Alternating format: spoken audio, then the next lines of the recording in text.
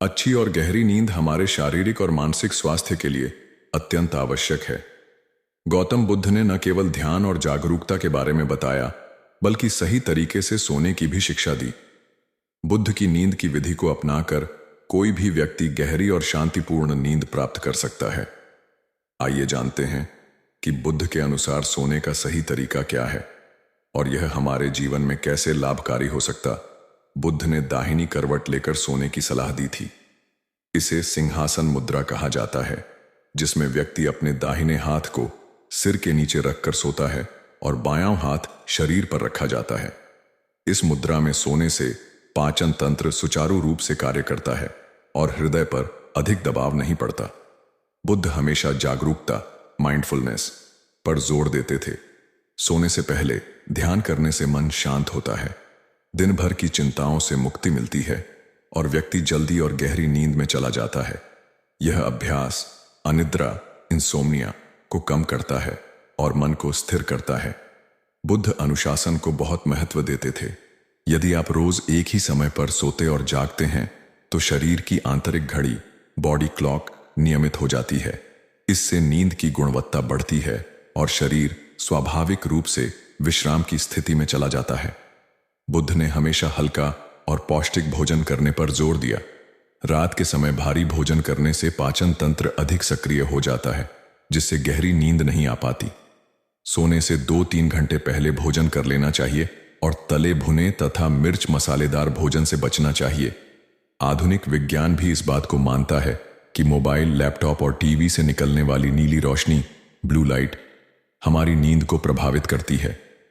बुद्ध की शिक्षाओं के अनुसार रात को मन को शांति देने वाली चीजों पर ध्यान देना चाहिए, जैसे अच्छी किताब पढ़ना या ध्यान करना। बुद्ध कहते थे कि मन में कोई भी क्रोध, ईर्ष्या या चिंता लेकर नहीं सोना चाहिए। सोने से पहले स्वयं को क्षमा करें और दूसरों को भी क्षमा करने की भावना रखें। इससे मन हल्का रहेगा और नींद अधिक गहरी होगी। बुद्ध प्राकृतिक जीवन शैली को अपनाने के पक्षधर थे। शुद्ध हवा, उचित तापमान और शांत वातावरण में सोने से नींद की गुणवत्ता बढ़ती है। सोने के कमरे को साफ सुथरा और सुव्यवस्थित रखना चाहिए ताकि मन को शांति मिले। गौतम बुद्ध के इन नियमों को अपनाकर कोई भी व्यक्ति गहरी और स्वस्थ नींद प्राप्त कर सकता है। सही मुद्रा में सोना, ध्यान करना, सही दिनचर्या अपनाना, हल्का भोजन करना और मन को शांत रखना, ये सभी अच्छी नींद के रहस्य हैं। यदि हम इन आदतों को अपने जीवन में अपनाते हैं तो न केवल हमारी नींद बेहतर होगी, बल्कि हमारा संपूर्ण स्वास्थ्य भी सुधरेगा।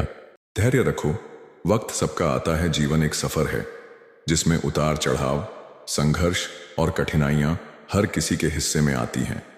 कई बार हम निराश हो जाते हैं, लगता है कि हमारी मेहनत बेकार जा रही है और सफलता हमसे कोसों दूर है।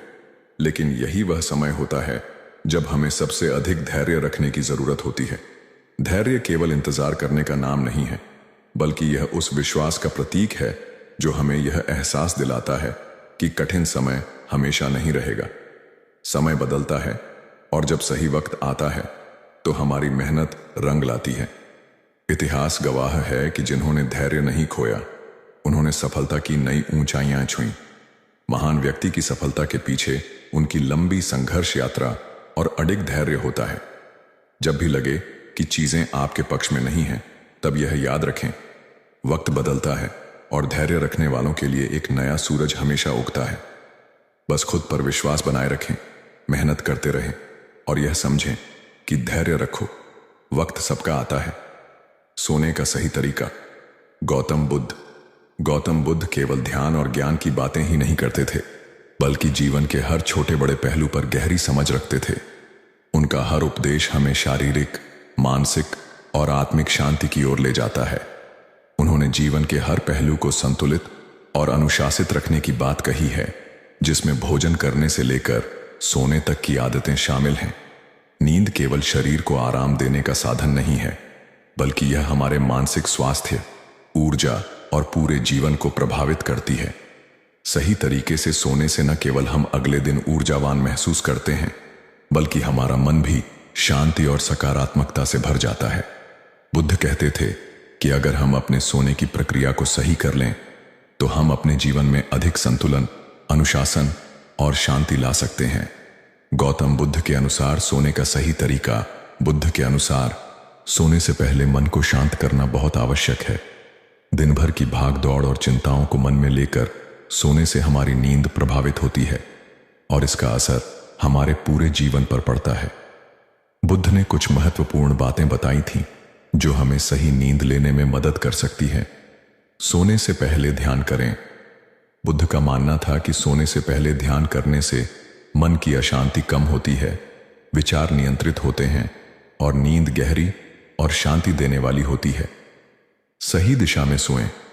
उन्होंने इस बात पर जोर दिया कि व्यक्ति को हमेशा पूर्व या दक्षिण दिशा में सिर करके सोना चाहिए, क्योंकि इससे ऊर्जा का प्रवाह सही बना रहता है और नींद शांतिपूर्ण होती है।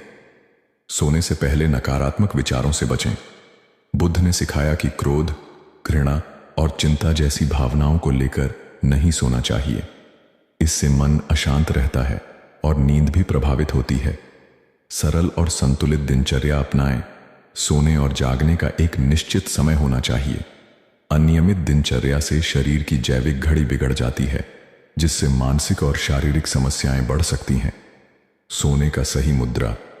बुद्ध स्वयं सिंहासन मुद्रा में सोते थे, जिसमें दाएं करवट लेकर हाथ को सिर के नीचे रखते हुए शरीर को थोड़ा मोड़कर सोया जाता है। यह मुद्रा न केवल अच्छी नींद देती है, बल्कि स्वास्थ्य के लिए भी लाभदायक होती है। गौतम बुद्ध के बताए हुए नियम केवल आध्यात्मिक नहीं हैं, बल्कि वे हमारे जीवन को वैज्ञानिक और अनुशासित तरीके से बेहतर बनाने के लिए भी महत्वपूर्ण हैं। अगर हम सही तरीके से सोना सीख लें, तो हम अपने शरीर, मन और आत्मा को संतुलित कर सकते हैं।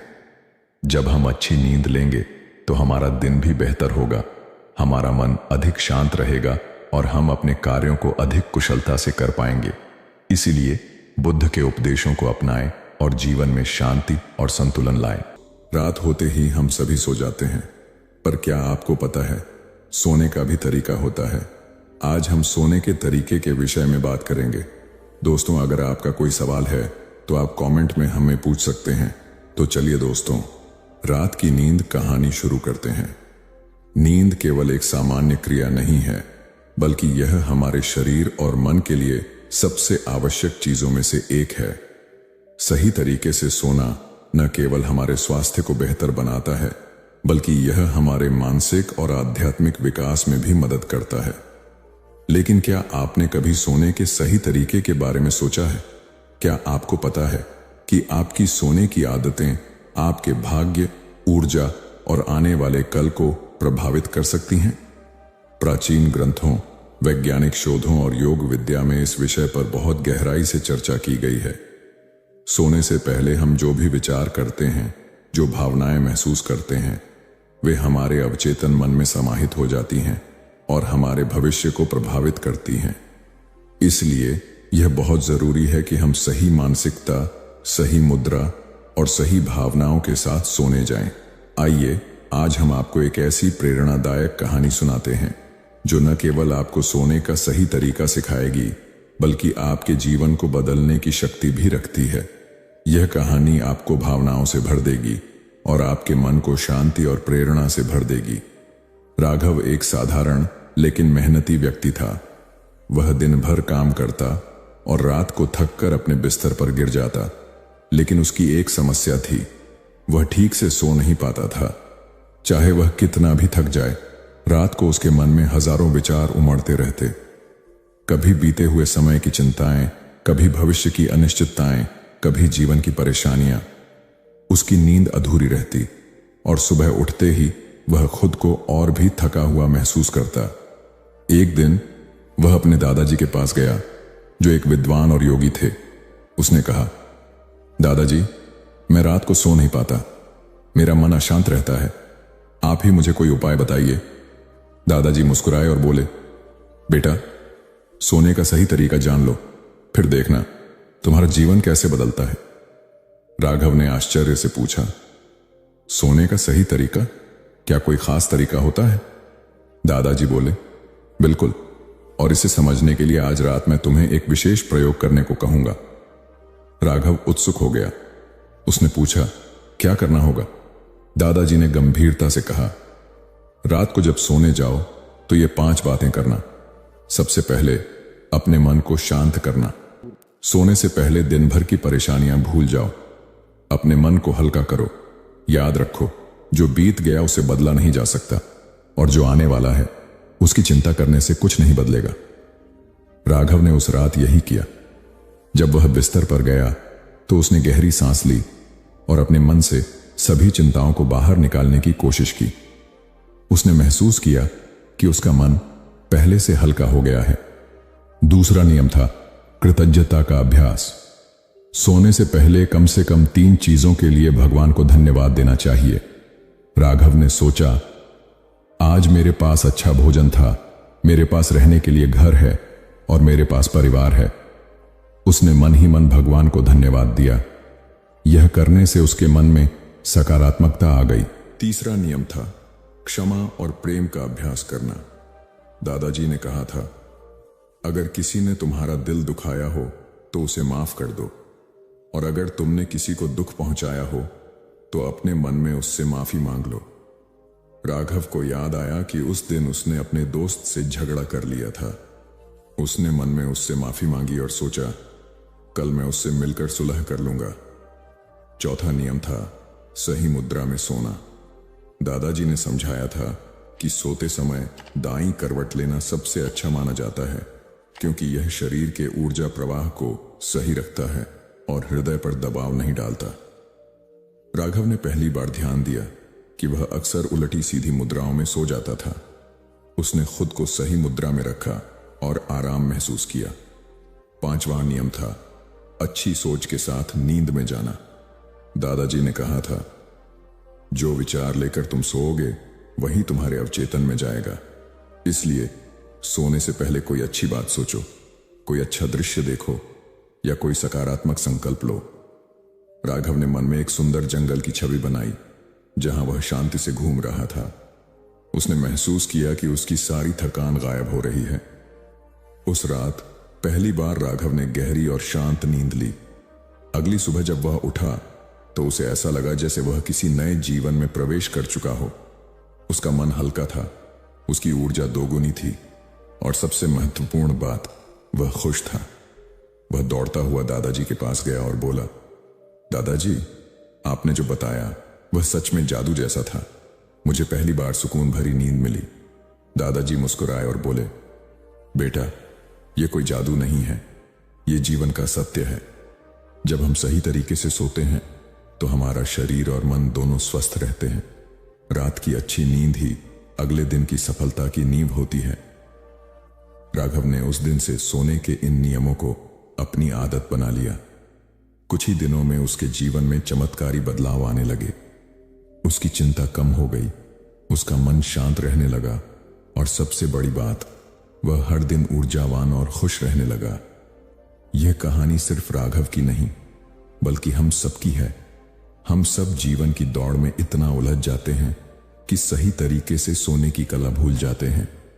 लेकिन अगर हम भी इन 5 नियमों को अपना लें तो हम अपने जीवन में आश्चर्यजनक बदलाव देख सकते हैं।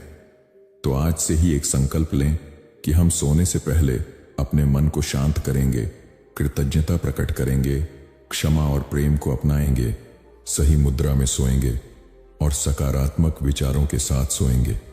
क्योंकि याद रखें, जैसा सोओगे वैसा ही जागोगे और जैसा जागोगे वैसा ही तुम्हारा जीवन बनेगा। अब जब भी सोने जाओ, इन नियमों को अपनाओ और देखो कि कैसे तुम्हारा जीवन बदलता है। शुभ रात्रि। चलिए अब आपको एक और प्रेरणादायक कहानी की तरफ लेकर चलते हैं। ये कहानी बुद्ध सोने से पहले सुना करते थे। तो चलिए ज्यादा समय ना लेते हुए कहानी शुरू करते हैं। गौतम बुद्ध के जीवन में हर बात का एक उद्देश्य और हर कार्य का एक अर्थ होता था। वह केवल अपने उपदेशों के माध्यम से ही नहीं बल्कि अपने कार्यों और आदतों से भी अपने शिष्यों को जीवन की गहरी सच्चाइयां सिखाते थे। बुद्ध को एक विशेष कहानी बहुत प्रिय थी जिसे वे अक्सर सोने से पहले अपने शिष्यों को सुनाया करते थे। यह कहानी समर्पण का वृक्ष के नाम से प्रसिद्ध थी। बहुत समय पहले एक घने जंगल के बीचों बीच एक विशाल पीपल का वृक्ष था। इस वृक्ष की शाखाएं इतनी फैली हुई थीं कि वह कई किलोमीटर दूर से ही दिखाई देता था। लोग उसे समर्पण का वृक्ष कहते थे क्योंकि वह हर किसी को छाया, फल और शांति प्रदान करता था। गांव के लोग, पक्षी, जानवर और यात्री उस वृक्ष के नीचे विश्राम करते थे। उस वृक्ष की जड़ें इतनी गहरी थीं कि सबसे कठोर सूखे में भी वह हरा भरा रहता था। एक दिन एक युवा साधक जंगल से गुजर रहा था। वह जीवन के गहरे अर्थ और सच्चे सुख की तलाश में था। वह कई गुरुओं के पास गया था, कई ग्रंथ पढ़े थे, लेकिन उसे संतोष नहीं मिला। थक हार कर वह समर्पण के वृक्ष के नीचे आ बैठा। साधक ने वृक्ष से पूछा, हे महान वृक्ष, तुम इतने विशाल हो, सबको छाया और शांति देते हो, लेकिन तुम्हें यह शक्ति और सुकून कहां से मिलता है? वृक्ष मुस्कुराया और धीरे से बोला, मेरे पास तुम्हारे सभी प्रश्नों का उत्तर है। अगर तुम सच में सीखने को तैयार हो तो मैं तुम्हें अपना रहस्य बताऊंगा। युवक ने उत्सुकता से सिर हिलाया और वृक्ष ने अपनी कहानी सुनानी शुरू की। वृक्ष ने कहा, मैं हमेशा ऐसा नहीं था। कभी मैं भी एक छोटा सा पौधा था जो अपने अस्तित्व के लिए संघर्ष करता था। जब पहली बार मैं मिट्टी से अंकुरित हुआ तो मुझे डर था कि कोई मुझे कुचल ना दे। मैं कमजोर था और मौसम की हर मार सहन करनी पड़ती थी। लेकिन एक दिन मैंने अपने डर को त्यागने का निश्चय किया। मैंने सोचा, अगर मुझे बड़ा बनना है तो मुझे खुद को पूरी तरह से प्रकृति के समर्पित करना होगा। मैंने अपनी जड़ें गहरी करने का प्रयास किया ताकि मैं हर परिस्थिति में खड़ा रह सकूं। मैंने अपनी शाखाओं को आकाश की ओर बढ़ाया ताकि सूरज की हर किरण मुझ तक पहुंच सके। वृक्ष ने आगे कहा, मेरे जीवन में भी कई कठिनाइयां आईं। आंधियां मुझे तोड़ने की कोशिश करती थीं, बारिश मुझे जड़ से उखाड़ने का प्रयास करती थी और गर्मी मेरी पत्तियों को झुलसाने की कोशिश करती थी। लेकिन मैंने सीखा कि संघर्ष ही मेरे विकास का हिस्सा है। हर आंधी के बाद मेरी जड़ें और गहरी हो जाती थीं। हर बारिश के बाद मेरी पत्तियां और हरी भरी हो जाती थीं। मैंने प्रकृति के हर रूप को स्वीकार करना शुरू कर दिया। यही मेरा पहला पाठ था, स्वीकार करना। धीरे धीरे मैं बड़ा और मजबूत होता गया। मेरी शाखाओं पर पक्षियों ने घोंसले बनाए। मेरी छाया में थके हुए यात्रियों ने विश्राम किया। मेरी पत्तियां जानवरों के लिए भोजन बनी।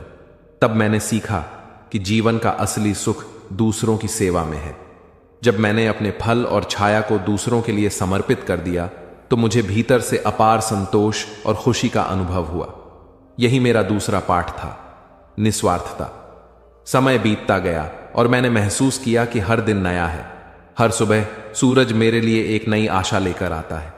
मैंने सीखा कि हर क्षण को पूरी तरह से जीना चाहिए, बिना अतीत के बोझ या भविष्य की चिंता के।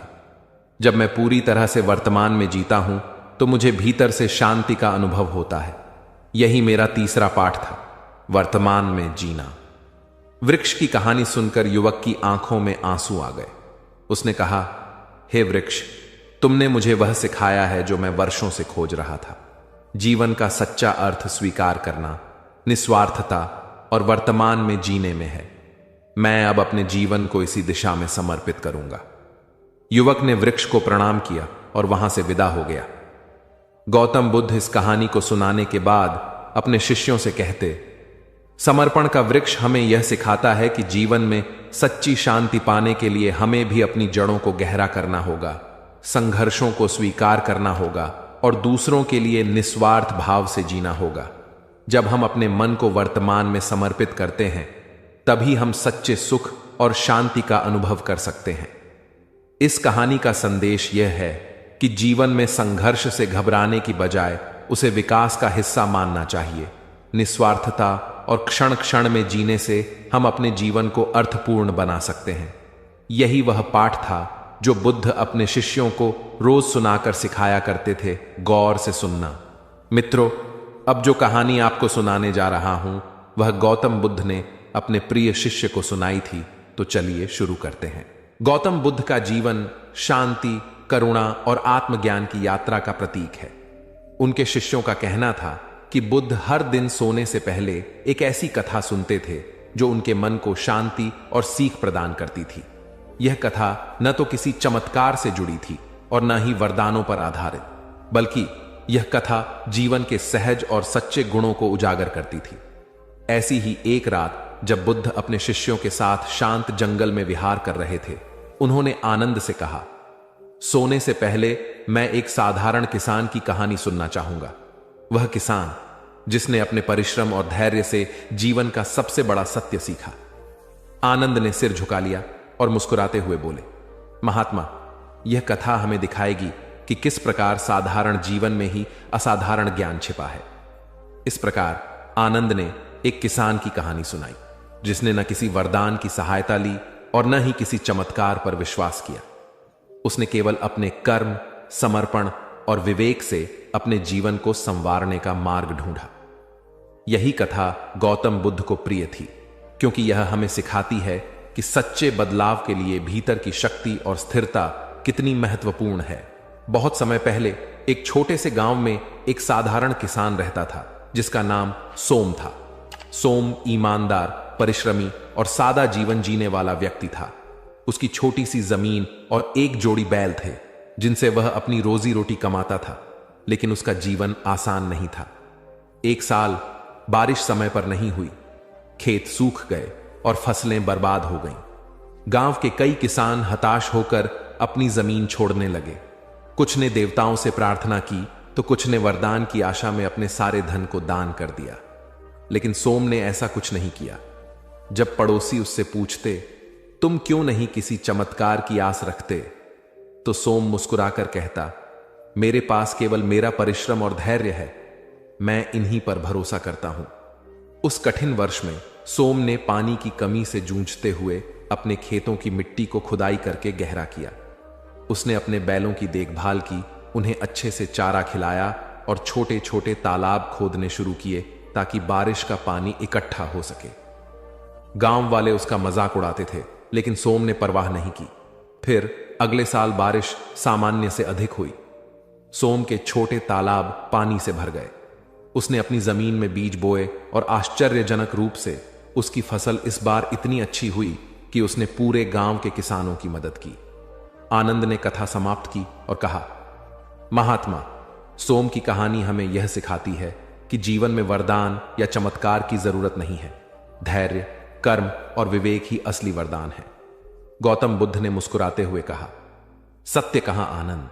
यह कथा मुझे याद दिलाती है कि आत्मनिर्भरता और समर्पण का मार्ग ही सच्चे शांति की ओर ले जाता है। यही मेरे जीवन का संदेश है। इस कथा का सार यह है कि जीवन में स्थायी समाधान केवल हमारी अपनी मेहनत, धैर्य और विवेक से ही आते हैं। वरदान या चमत्कार से प्राप्त सुख क्षणिक होता है, लेकिन स्वयं का परिश्रम और विश्वास स्थायी आनंद देता है। कि आप हर दिन एक प्रेरणादायक कहानी जरूर सुने। प्रेरणादायक कहानियां गहरे स्तर के ज्ञान को सीखने का एक शानदार तरीका है। यहाँ कुछ लघु प्रेरणादायक कहानियों का संग्रह है जो आपके मन और आत्मा के उत्थान की शक्ति को बढ़ा सकती है। प्रेरणादायक कहानियां हमेशा हमारे जीवन में महत्वपूर्ण भूमिका निभाती हैं, क्योंकि हम ऐसी कहानियों से बहुत कुछ सीख सकते हैं। प्रेरणादायक कहानियों का इतिहास उतना ही पुराना है जितना कि स्वर्ग और नर्क की अवधारणा। कोई भी निर्धारित नहीं कर सकता है कि ये कहानियां वास्तव में कहां से शुरू हुई हैं, लेकिन तथ्य यह है कि ये कहानियां आत्म प्रेरणा और किसी के व्यक्तित्व को विकसित करने में महत्वपूर्ण भूमिका निभाती हैं। ये कहानियां हमेशा दिल को छूती हैं और भावनाएं पैदा करती हैं।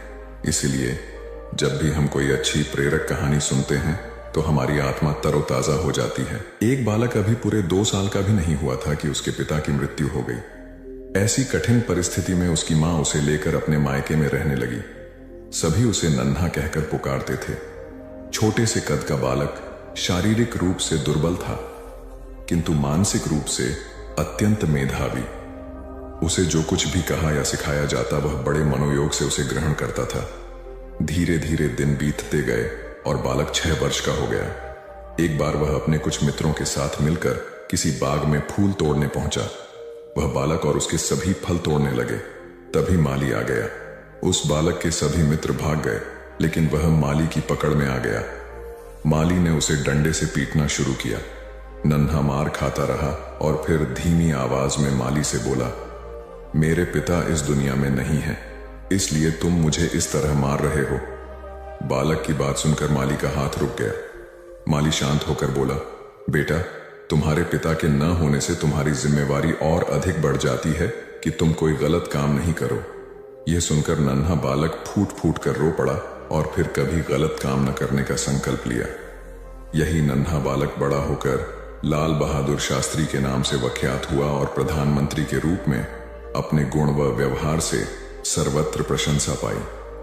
कथा का सार यह है कि माँ बाप के अमूल्य मार्गदर्शन के अभाव की स्थिति में और अधिक जिम्मेदार बनकर आत्मविकास करना चाहिए। 19वीं शताब्दी का एक प्रसंग है। मेदिनीपुर जिले के वीर सिंह नामक गांव में एक माँ अपने पुत्र के साथ रहती थी। माँ का रहन सहन अत्यंत सादा था और विचार अति उच्च। अपने पुत्र को वह सदा सुसंस्कारों की शिक्षा देती थी। पुत्र भी माँ का आज्ञाकारी था। माँ बहुत संघर्ष कर पुत्र का पालन पोषण कर रही थी। पुत्र अपनी माँ के कष्टों को देखता समझता था और इसी वजह से उसके मन में यह भावना थी कि बड़ा होकर अपनी माँ को सभी प्रकार के सुख दूं। एक दिन पुत्र ने माँ से कहा, मेरी बहुत इच्छा है कि तुम्हारे लिए कुछ गहने बनवाऊं, तुम्हारे पास एक भी गहना नहीं है। यह सुनकर माँ बोली, बेटा, मुझे बहुत दिनों से 3 प्रकार के गहनों की इच्छा है। पुत्र ने पूछा, वे कौन से गहने हैं? माँ ने उत्तर दिया, बेटा, इस गांव में स्कूल नहीं है, तुम एक अच्छा स्कूल बनवाना, एक दवाखाना खुलवाना, गरीब और अनाथ बच्चों के रहने और भोजन की व्यवस्था करवाना, यही मेरे लिए गहनों के समान होगा। माँ की बात सुनकर पुत्र रो पड़ा। वह पुत्र था पंडित ईश्वर चंद्र विद्यासागर और माँ थी भगवती देवी। वीर सिंह गांव में इस पुत्र द्वारा स्थापित किया हुआ भगवती विद्यालय आज भी उन अमूल्य गहनों की कथा सुना रहा है। कथा का सार यह है कि स्वयं की सज्जा से अधिक समाज को संवारने की कामना ही मनुष्य को मनुष्यत्व प्रदान करती है और ऐसी मनुष्यता से भरा समाज एक सुसंस्कृत राष्ट्र की परिकल्पना को साकार करता है। एक महात्मा बड़े ज्ञानी थे। वे प्रायः अपने शिष्यों को रामायण, महाभारत और गीता ग्रंथों की अच्छी बातें बताकर उन्हें आचरण में उतारने का आग्रह करते थे। प्रतिदिन संध्या को वे प्रवचन करते और श्रोताओं को इन धर्म ग्रंथों की कथाएं व दृष्टांत सुनाकर उनमें सदाचार जागृत करने का प्रयास करते थे। स्वयं महात्मा जी का आचरण भी तदनुकूल ही था। वे कंदमूल खाते, कभी किसी वस्तु की इच्छा न करते थे। धन संग्रह में उनकी कदापि रुचि नहीं थी। यदि कोई शिष्य अथवा श्रोता श्रद्धापूर्वक उन्हें कुछ भेंट करता तो वे तत्क्षण उसे किसी जरूरतमंद को दान कर देता। प्रवचन के पश्चात लोगों के प्रश्नों व जिज्ञासुओं का भी महात्मा जी समाधान करते। वे प्रायः रामायण आदि ग्रंथों से शिक्षा ग्रहण करने की बात कहते थे। एक दिन किसी व्यक्ति ने उनसे प्रश्न किया, महात्मा जी, रामायण को सही माना जाए या गलत? उन्होंने उत्तर दिया, वत्स, जब रामायण की रचना हुई थी तब मैं नहीं था। राम जी वन में विचरण कर रहे थे, तब भी मेरा अता पता नहीं था। इसलिए मैं नहीं बता सकता कि रामायण सही है या गलत। मैं तो सिर्फ इतना बता सकता हूं कि इसके अध्ययन एवं इससे मिलने वाली शिक्षा से सुधर कर मैं आज इस स्थिति में हूं। चाहो तो तुम भी इसका प्रयोग कर अपना जीवन बेहतर बना सकते हो। सार यह है कि धर्म ग्रंथ व नीति ग्रंथ तर्क का विषय नहीं होते। उनमें सतोमुखी जीवन के तत्व होते हैं। अतः उनसे अपने जीवन को सार्थकता देने की शिक्षा ग्रहण करनी चाहिए, न कि उन्हें तर्क की कसौटी पर कसना चाहिए। उपन्यासकार डा क्रोनिन अत्यंत निर्धन थे। पुस्तकों की रॉयल्टी या तो प्रकाशक हड़प जाते अथवा क्रोनिन को उनके हक से कम 2 क्रोनिन बहुत सीधे थे। प्रकाशकों से लड़ाई कर अपना हक लेना उन्हें नहीं आता था। अतः गरीबी में उनका जीवन बीत रहा था।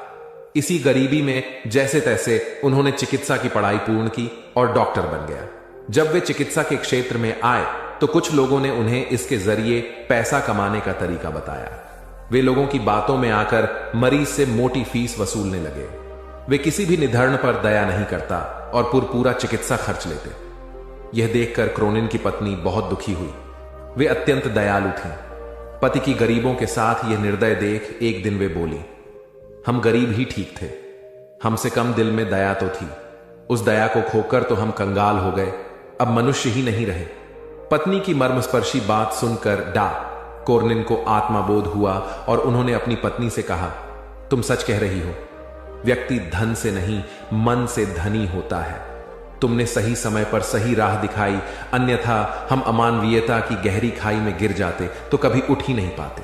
कथा का निहितार्थ यह है कि जब मनुष्य अपनी मानवीयता की मूल पहचान से डिगने लगता है तो सामाजिक नैतिकता तो खंडित होती ही है, वह स्वयं भी भीतर खोखला हो जाता है, क्योंकि ऐसा उनकी पवित्र संस्कारशीलता बलि चढ़ चुकने के बाद ही होता है। बौद्ध धर्म का व्यापक प्रचार प्रसार हो चुका था। अनेक बौद्ध मठ स्थापित हो चुके थे। सभी मठों में योग्य आचार्य व कुलपित की नियुक्ति की जानी थी ताकि वे बौद्ध धर्म के समुचित प्रसार में अपनी महती भूमिका निभा सकें। आचार्य व कुलपति की नियुक्ति में उनके ज्ञान और विवेक के अतिरिक्त उनकी परहित रुचि को भी विशेष रूप से परखा जाता था, क्योंकि मठ सामूहिक हितों को प्रमुखता देते थे। एक बड़े बौद्ध मठ के लिए योग्य कुलपति की नियुक्ति उन दिनों चर्चा का विषय थी। उस बौद्ध मठ के आचार्य ज्ञान और विवेक के धनी मोदगल्यायन थे। कुलपति पद के लिए 3 उम्मीदवार थे और तीनों ही योग्य थे, किंतु चुनाव तो एक का ही करना था। अतः तीनों की परीक्षा लेने के लिए तीनों को जंगल में भेजा गया। आचार्य मोदगल्यायन उनकी परीक्षा लेने के लिए पहले ही जंगल में पहुंच गए। उन्होंने मार्ग में कांटे बिछा दिए। संध्या होने तक तीनों उम्मीदवार भी वहां आ पहुंचे। मार्ग में कांटे देखकर तीनों रुके। एक ने कुछ सोचकर अपना रास्ता बदल लिया, दूसरे ने कांटों पर से कूदकर रास्ता पार किया, तीसरा मार्ग से कांटे हटाने लगा ताकि मार्ग दूसरों के लिए निष्कंटक बन जाए। आचार्य मोदगल्यायन ने छुपकर यह देखा। यह सब देखकर आचार्य मोदगल्यायन ने इस तीसरे उम्मीदवार को यह कहते हुए कुलपित घोषित किया कि मठ में सत्प्रवृत्तियों को परंपरा वही डाल सकेगा जो सभी का ध्यान रख सके और अपने आचरण से प्रेरणा देने की क्षमता रखता हो। कथा का सार यह है कि निजी हितों पर सामूहिक हितों को वरीयता देने वाला ही सच्चा नेतृत्व करता होता है। एक गुरु और शिष्य तीर्थाटन हेतु जा रहे थे। चलते चलते शाम घिर आई तो दोनों एक पेड़ के नीचे रात्रि विश्राम के लिए रुक गए। गुरुजी रात्रि में मात्र 3-4 घंटे ही सोते थे, इसलिए उनकी नींद जल्दी पूर्ण हो गई। वे शिष्य को जगाए बिना दैनिक कार्यों से निवृत्त हो पूजा पाठ में लग गए। इसी बीच उन्होंने एक विषधर सर्प को अपने शिष्य की ओर जाते देखा। चूंकि गुरुजी पशु पक्षियों की भाषा समझते थे, इसलिए उन्होंने सर्प से प्रश्न किया, सोए हुए मेरे शिष्य को डसने का प्रयोजन है? सर्प ने उत्तर दिया, महात्मन, आपके शिष्य ने पूर्व जन्म में मेरी हत्या की थी। मुझे उससे बदला लेना है। अकाल मृत्यु होने पर मुझे सर्प योनि मिली है। मैं आपके शिष्य को डसकर उसे भी अकाल मृत्यु दूंगा। क्षण भर विचार के उपरांत गुरुजी बोले, मेरा शिष्य अत्यंत सदाचारी व होनहार होने के साथ ही अच्छा साधक भी है। फिर तुम उसे मरकर विश्व को उसके ज्ञान और प्रतिभा से क्यों वंचित कर रहे हो? स्वयं भी इस कार्य से मुक्ति नहीं मिलेगी। किंतु सर्प का निश्चय नहीं बदला। तब गुरुजी ने एक प्रस्ताव को रखते हुए कहा, मेरे शिष्य की साधना अभी अधूरी है। उसे अभी इस क्षेत्र में बहुत कुछ करना है, जबकि मेरे लक्ष्य पूर्ण हो चुके हैं। मेरे नाश में किसी की हानि नहीं है, अतः उसके स्थान पर मुझे 10 लो। गुरु का यह स्नेह देखकर सर्प का हृदय परिवर्तन हो गया और वह उन्हें प्रणाम कर वहां से चला गया। वस्तुतः गुरु की गुरुता न केवल शिष्य को ज्ञान देने में, बल्कि उसे पूर्ण परिपक्व होने तक उसकी रक्षा करने में निहित है। स्वामी विवेकानंद के प्रवचन ज्ञान युक्त और तर्क आधारित होते थे। ज्ञान, भक्ति और कर्म विषयक जटिल से जटिल प्रश्नों का समाधान स्वामी जी अपनी सहज मेघा से कर देते थे। जिज्ञासुओं का जमावड़ा उनके आसपास हमेशा लगा रहता था। प्रवचन के दौरान या प्रवचन समाप्ति के उपरांत भी कई बार ऐसा होता था कि जिज्ञासुओं की ओर से प्रश्न आते रहते और स्वामी जी उन प्रश्नों का संतुष्टिजनक उत्तर देते। एक बार स्वामी जी अपने प्रवचन में भगवान के नाम की महत्ता बता रहे थे। यह सुनकर एक व्यक्ति ने तर्क दिया, शब्दों में क्या रखा है स्वामी जी? उन्हें रटने से क्या लाभ होगा? तब स्वामी जी उसे प्रमाण सहित समझाने के उद्देश्य से नीच, जाहिल, मूर्ख आदि अपशब्दों से संबोधित किया। यह सुनकर वह अत्यंत क्रोधित हो गया और कहने लगा, आप जैसे सन्यासी के मुंह से ऐसे शब्द शोभा नहीं देते। आपके इन कुवचनों से मुंह बहुत आघात पहुंचा है। तब स्वामी जी बोले, भाई वे तो शब्द मात्र थे। आपने ही कहा कि शब्दों में क्या रखा है। मैंने भी तो आपको मात्र शब्द ही कहे, कोई पत्थर तो नहीं मारे। स्वामी जी की बात सुनकर उस व्यक्ति को अपने प्रश्न का जवाब मिल गया कि अब शब्द क्रोध का सकते हैं तो प्रिय वचन भी आशीर्वाद और कृपा दिला सकते हैं। वस्तुतः शब्द की महिमा अपरंपार है। अप्रिय वाणी मर्म भेदी होती है, और मधुर वाणी मरहम का काम करती है। इसलिए प्रथम स्थिति में अपयश और दूसरी स्थिति में सम्मान व शुभाशीष मिलती है। एक जंगल में 3 दोस्त बड़े आनंद से रहते थे, कछुआ, हिरण और कौआ। जंगल में सभी प्रकार के प्राणी और पक्षी भी रहते थे, लेकिन उनके जैसा कोई न था। एक दिन हिरणी बोली, अरे वही बैठे बैठे मैं बोर हो गई हूं, चलिए कोई ऐसा खेल खेलते हैं जिसमें सभी को मजा आ जाए। कछुआ और कौआ बोला, हाँ दोस्तों, वही बैठे बैठे का खेल खेलकर बोर हो चुके हैं, अब कुछ नया खेल खेलेंगे। कौवे को हिरण बोली, ठीक है, तो तुम एक बड़े से पेड़ पर बैठकर आंखें बंद करके 10 तक गिनती करो और हम दोनों छुपेंगे। उसके बाद तुम हमें ढूंढना। ढूंढने पर जो भी पहला मित्र दिखेगा वो तुम्हारी जगह पर 10 तक गिनती करेगा और तुम छुप जाना। कौआ गिनती करने लगा, हिरण और कछुआ छुपने लगे। इसी तरह खेल चलता रहा। जब खेल खेल कर तीनों मित्र थक गए, तब एक जगह बैठकर बातें करने लगे। उतने में एक शिकारी वहां से गुजर रहा था। तभी उसकी नजर हिरण, कौआ और कछुए पर पड़ी। शिकारी ने जैसे ही तीनों मित्रों को देखा, उन्हें पकड़ने के लिए दौड़ा। खतरे का आभास होते ही हिरण और कौआ रफू चक्कर हो गए, यानी कि वहां से भाग गए। कछुए को आभास हुआ, परंतु कछुए की चाल धीरे होने के कारण शिकारी के हाथ लग गया और शिकारी उसे अपने कपड़े में बांध कर ले जाने लगा। शिकारी मन ही मन खुश हो गया, हिरण नहीं तो कछुआ ही सही, रात का तो प्रबंध हो गया, यह कहकर वहां से जाने लगा। उधर हिरण और कौआ अपने मित्र को ऐसे शिकारी के कैद में देखकर दुखी होने लगे। तभी शिकारी भोजन में कछुए को खाने वाला है। यह सुनकर हिरण और कौवे ने एक योजना बनाई।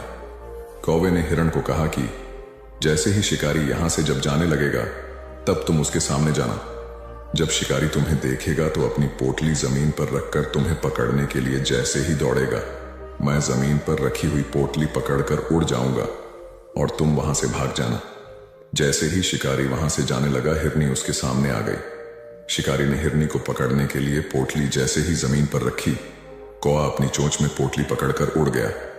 शिकारी हिरण को पकड़ने के लिए दौड़ा और पीछे मुड़कर देखा, कौआ पोटली चोंच में पकड़कर उड़ रहा था और इधर हिरण पलक झपटे ही भाग गई। शिकारी निराश होकर घर लौट गया।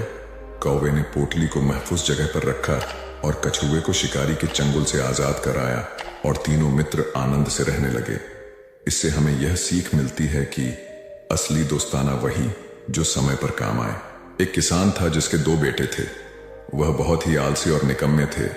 वह अपने पिता को कामकाज में हाथ बटाने के बजाय आलस किया करते थे, इधर उधर घूमते फिरते थे। किसान को अपने बेटों की बहुत फिक्र थी। वह सोचते थे कि मेरे मरने के बाद इनका क्या होगा, ये अपना पेट कैसे भरेंगे, अपने परिवार को कैसे संभाल पाएंगे। एक दिन किसान की हालत बहुत ही गंभीर थी, कहने का मतलब किसान मरने की हालत में था। तभी किसान ने अपने दोनों बेटों को बुलाकर उनसे कहा कि हमारे खेत में एक खजाना गड़ा हुआ है, लेकिन वह किस जगह है उसकी जानकारी मुझे भी नहीं है, लेकिन खोदने के बाद तुम्हें वो खजाना मिल जाएगा।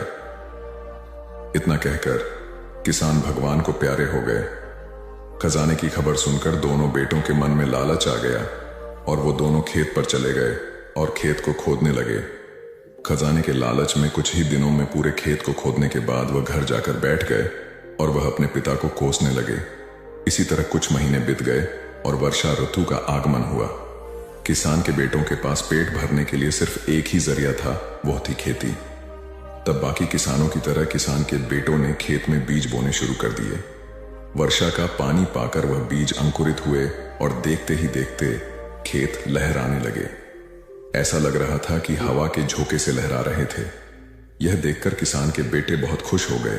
उनको समझ आ गया कि परिश्रम ही सच्चा धन होता है और वो उसी तरह से अपने पिता के शब्दों का मोल भी समझ गए और अपने कामकाज में लग गए। यही कहानी आज हम सबकी भी है। मित्रों, इसी पेड़ की तरह हमारे माता पिता भी होते हैं। जब हम छोटे होते हैं तो उनके साथ खेलकर बड़े होते हैं और बड़े होकर उन्हें छोड़कर चले जाते हैं और तभी वापस आते हैं जब हमें कोई जरूरत होती है। धीरे धीरे ऐसे ही जीवन बीत जाता है। हमें पेड़ रूपी माता पिता की सेवा करनी चाहिए, ना कि सिर्फ उनसे फायदा लेना चाहिए। इस कहानी में हमें दिखाई देता है कि उस पेड़ के लिए वह बच्चा बहुत महत्वपूर्ण था और वह बच्चा बार बार जरूरत के अनुसार उस सेब के पेड़ का उपयोग करता था, ये सब जानते हुए भी कि वह उसका केवल उपयोग ही कर रहा है। इसी तरह आजकल हम भी हमारे माता पिता का जरूरत के अनुसार उपयोग करते हैं और बड़े होने पर उन्हें भूल जाते हैं। हमें हमेशा हमारे माता पिता की सेवा करनी चाहिए, उनका सम्मान करना चाहिए और हमेशा भले ही हम कितने भी व्यस्त क्यों ना हो, उनके लिए थोड़ा समय तो भी निकलते रहना चाहिए। एक समय की बात है, एक बार गौतम बुद्ध अपने शिष्यों के साथ बैठे हुए थे। तभी वहां एक व्यक्ति आया जो बहुत क्रोध में था और गौतम बुद्ध के पास आकर बहुत भला बुरा कहने लगा। गौतम बुद्ध के शिष्यों को बहुत गुस्सा आया, पर गौतम बुद्ध एकदम शांत थे। वह व्यक्ति वहां से चला गया। फिर अगले दिन वह दोबारा आ गया और आज तो वह और भी ज्यादा गुस्से में था और गौतम बुद्ध को और भी बुरा कहने लगा। परंतु आज भी गौतम बुद्ध एकदम शांत थे और मुस्कुरा रहे थे, पर गौतम बुद्ध के शिष्यों को बहुत गुस्सा आया। वह व्यक्ति कुछ देर चिल्लाता रहा, फिर चला गया। अगले दिन वह व्यक्ति फिर आया और आज तो हद ही कर दी उसने। आकर गौतम बुद्ध को गाली देने लगा। गौतम बुद्ध के शिष्यों को बहुत गुस्सा आया, परंतु आज भी गौतम बुद्ध एकदम शांत थे। इतना कुछ चलता रहा और बुद्ध मुस्कुरा रहे थे। यह क्रम कुछ दिन चलता रहा। फिर उस व्यक्ति ने आना छोड़ दिया। तब उनके एक शिष्य ने पूछा, गुरुजी, आप चाहते तो पहले दिन ही उस व्यक्ति को भगा सकते थे, पर आपने ऐसा क्यों नहीं किया? तब गौतम बुद्ध ने बड़ी नम्रता से कहा, अगर कोई व्यक्ति हमें कोई उपहार दे और हम उसे लेने से मना कर दे तो वह व्यक्ति क्या करेगा? शिष्य ने कहा, वह व्यक्ति अपना उपहार लेकर लौट जाएगा। तब गौतम बुद्ध ने कहा, मैंने भी ऐसा ही किया। उस व्यक्ति ने मुझे उपशब्द रूपी उपहार दिया, मैंने उसे लेने से मना कर दिया, मतलब उस पर कोई भी प्रतिक्रिया नहीं दी, तो व्यक्ति अपने वह अपशब्द वापस लेकर लौट गया। एक व्यक्ति की 3 साल की बेटी थी। एक दिन उस व्यक्ति ने देखा कि उसकी बेटी उसके एक बहुत सुंदर और महंगे गोल्ड पैकिंग पेपर से एक बॉक्स को लपेट रही थी। ये देखकर उस व्यक्ति को बहुत गुस्सा आया है। उसने अपनी बेटी को बहुत डांटा, तुमने मेरे इतनी कीमती पेपर को बेकार कर दिया, वो भी बिना किसी मतलब के। तुम इसे अच्छे काम के लिए उपयोग करती तो अच्छा लगता, पर तुमने एक बेकार से डिब्बे को उसमें लपेट दिया। कुछ दिन बीते, दिवाली का दिन आया। उस व्यक्ति ने अपनी बेटी को गिफ्ट दिया। बेटी ने भी वही सुंदर सा गोल्डन बॉक्स पापा को दिया। उसके पापा पहले तो उसे देखकर बहुत खुश हुए, पर जैसे ही उन्होंने उस डिब्बे को खोला वह खाली था।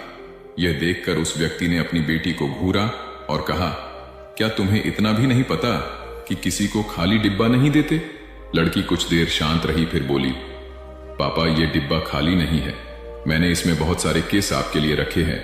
कभी कभी आप जल्दी ऑफिस चले जाते हैं और मैं सोती रह जाती हूं, तो आप इसमें से एक किस ले जा सकते हैं। बेटी की बात सुनकर उस व्यक्ति की आंख भर आई। एक गांव में एक लड़का रहता था। उसके घर की आर्थिक स्थिति ठीक नहीं थी। उसके मन में विचार आया, किसी बड़े शहर में जाकर वह नौकरी करे। वह कलकत्ता गया और नौकरी ढूंढने लगा। बहुत खोज के बाद उसे एक सेठ के घर में नौकरी मिल गई। नौकरी 6 आने रोज की थी। काम था सेठ को रोज 6 घंटे अखबार और किताब पढ़कर सुनाना। लड़के को नौकरी की जरूरत थी तो उसने वह नौकरी स्वीकार कर ली। एक दिन की बात है, लड़के को दुकान के कोने में 100 के 8 नोट पड़े मिले। उसने चुपचाप उन्हें अखबार और किताबों से ढक दिया। दूसरे दिन रुपयों की खोजबीन हुई। लड़का सुबह जब दुकान पर आया तो उससे पूछा गया। लड़के ने तुरंत ही प्रसन्नता से रुपये निकालकर ग्राहक को दे दिए। वह बहुत ही खुश हुआ। लड़के के ईमानदारी से सबको बहुत प्रसन्नता हुई। सेठ भी लड़के से बहुत खुश हुआ। सेठ ने लड़के को पुरस्कार देना चाहा तो लड़के ने लेने से मना कर दिया। लड़के ने कहा, सेठ जी, मैं आगे पढ़ना चाहता हूं, पर पैसों के अभाव में पढ़ नहीं पा रहा, आप कुछ सहायता कर दें। सेठ ने लड़के की पढ़ाई का प्रबंध कर दिया। लड़का बहुत मेहनत से पढ़ता गया। यही लड़का आगे चलकर बहुत बड़ा साहित्यकार बना। इसका नाम था राम नरेश त्रिपाठी। हिंदी साहित्य में इनका बहुत बड़ा योगदान है। नुकसान का मातम मनाने से नहीं मिलती सफलता। एक बार आकाश नाम का लड़का मायूस बैठा था। उसे व्यापार में बहुत नुकसान हुआ था। बैंक से भी उसने कर्ज ले रखा था, लेकिन नुकसान की वजह से वह किस्त चुकाने की स्थिति में नहीं था। उसे डर लग रहा था कि बैंक वाले दबाव बनाने लगेंगे तो वह क्या करेगा। उसे यह भी समझ में नहीं आ रहा था कि आगे कौन सा काम शुरू करें। जिस बिजनेस में नुकसान हुआ था उसे दोबारा शुरू करने की हिम्मत आकाश में नहीं थी। यही सब सोचकर वह परेशान रहने लगा। एक दिन उसका दोस्त परेश उससे मिलने आया। परेश ने आकाश को देखते ही कहा, क्या बात है यार, बहुत परेशान लग रहे हो। आकाश ने अपनी परेशानी छुपाने की कोशिश करते हुए कहा, कुछ नहीं यार, बिजनेस में थोड़ा उतर चढ़ाव आता रहता है। परेश ने कहा, तुम्हारा चेहरा बता रहा है कि मामला गंभीर है, मुझसे छुपाओ नहीं। परेश की बात सुनकर आकाश ने उसे अपनी सारी कहानी बता दी। इसके बाद उसने पूछा, मेरी जगह तुम होते तो क्या करते? परेश ने थोड़ा सोचने के बाद कहा, अगर मैं तुम्हारी जगह होता तो अपनी असफलता पर पछतावा नहीं करता, आगे क्या करना है उस पर विचार करता। पछतावा करते रहने से आदमी नुकसान से, दुख से बाहर नहीं निकल पाता है। मेरी मानो तो तुम नए सिरे से अपने बिजनेस को खड़ा करने की सोचो। मित्र की सलाह के बाद आकाश ने कहा, तुम बात तो ठीक कह रहे हो, लेकिन मुझ में फिर से वही बिजनेस शुरू करने की हिम्मत नहीं है। इस पर परेश ने कहा, यह सही है कि तुम्हें नुकसान हुआ है, लेकिन तुम्हें तजुर्बा भी मिला है। अगर तुम कुछ नया शुरू करने की योजना बनाते हो तो तुम्हें शून्य से शुरू करना होगा। अगर तुम अपने पुराने काम को नए सिरे से शुरू करते हो तो तुम्हें बहुत ज्यादा होमवर्क करने की जरूरत नहीं पड़ेगी। मेरी राय में तुम्हें नुकसान का मातम नहीं मानना चाहिए। काम को नए सिरे से शुरू करने की प्लानिंग करनी चाहिए। जितना ज्यादा नुकसान के बारे में सोचोगे उतना अधिक तुम अपनी सफलता से दूर होते जाओगे। तो असफलता से भी सीखने की कोशिश करनी चाहिए। शेखर ने अपने दादाजी से यह सवाल पूछा। सभी भी अपने जीवन में आगे बढ़ना चाहते हैं, लेकिन बहुत कम लोग ही अपने लक्ष्य तक पहुंच पाते हैं। अगर अपने लक्ष्य तक पहुंचना है तो क्या करना चाहिए? शेखर स्नातक अंतिम वर्ष का छात्र है और प्रतियोगिता परीक्षाओं की तैयारी कर रहा है। उसके दादाजी प्राइमरी स्कूल से रिटायर्ड शिक्षक हैं। उन्होंने शेखर का सवाल सुनने के बाद कहा, अपने लक्ष्य तक पहुंचने के लिए व्यक्ति को सबसे पहले खुद को असफलताओं को स्वीकार करने के लिए तैयार करना चाहिए। दादाजी का जवाब सुनने के बाद शेखर ने पूछा, मैं आपकी बात समझ नहीं पाया। आखिर अपने आप को असफलता के लिए तैयार कर सफलता कैसे पाई जा सकती है? शेखर का सवाल सुनने के बाद दादाजी ने कहा, इस बात को मैं तुम्हारा ही उदाहरण देकर समझता हूं। तुम इस समय प्रतियोगिता परीक्षाओं की तैयारी कर रहे हो। तुम अगले वर्ष होने वाली परीक्षाओं में बैठोगे। तुम यही सोचकर बैठोगे कि तुम्हें सफलता मिलेगी। दादाजी की बात पर शेखर ने हाँ में सिर हिलाया। इसके बाद दादाजी जी ने कहा, मान लो तुम अपने पहले प्रयास में असफल हो जाते हो तो तुम क्या करोगे? शेखर ने कहा, मुझे बहुत निराशा होगी। मैं तैयारी में अपनी तरफ से कहीं कमी नहीं छोड़ रहा हूं। दादाजी ने कहा, निराशा ही असफलता की जड़ है। वह कैसे? शेखर ने सवाल किया। दादाजी बोले, तुम्हें लगता है कि तुम्हारी तैयारी मुकम्मल है, लेकिन परीक्षा तो दूसरे की इच्छा पर निर्भर है।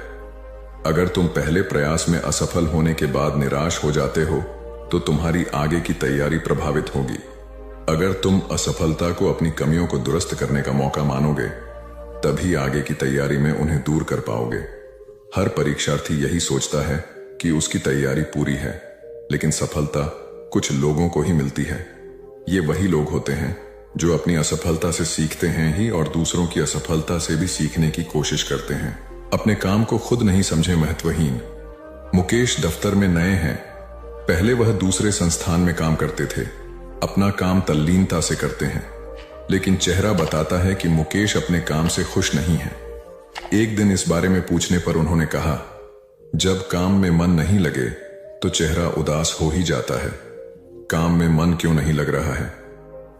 यह पूछने पर उन्होंने कहा, अरे यह भी कोई काम है।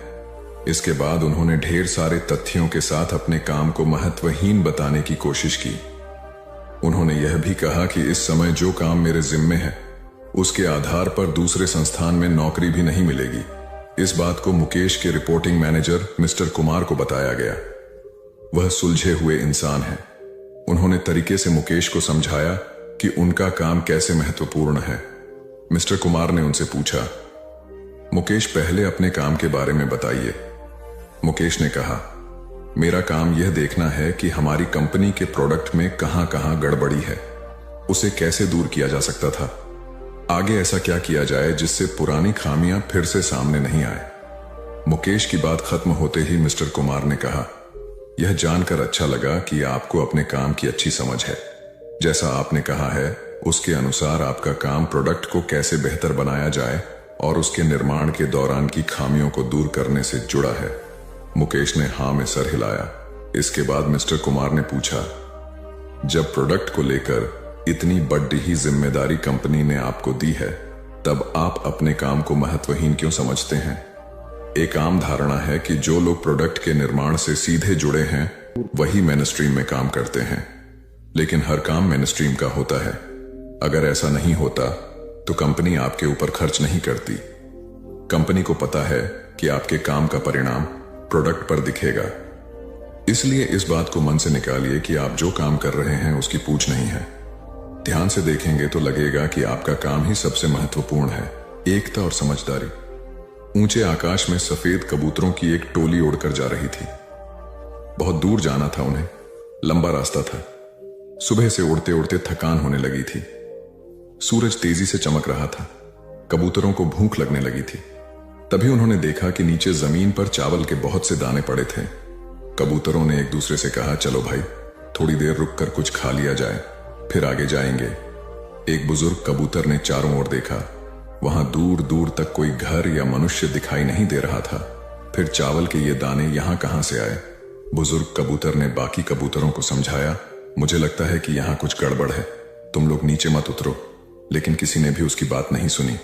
सभी कबूतर तेजी से उतरे, दाना चुगने लगे। इतने बढ़िया दाने बहुत दिनों के बाद खाने को मिले थे। वे बहुत खुश थे। जब सभी ने भरपेट खा लिया तो बोले, चलो भाई अब आगे चला जाए। लेकिन यह क्या? जब उन्होंने उड़ने की कोशिश की तो उड़ ही नहीं पाए। दोनों के साथ साथ वहां एक चिड़ीमार का जाल भी था जिसमें उनके पांव फंस गए थे। उन्हें अपनी गलती पर पछतावा हुआ। बूढ़ा कबूतर पेड़ पर बैठकर सब देख रहा था। उसने जब अपने साथियों को मुसीबत में देखा तो फौरन उड़ा और चारों ओर देखा।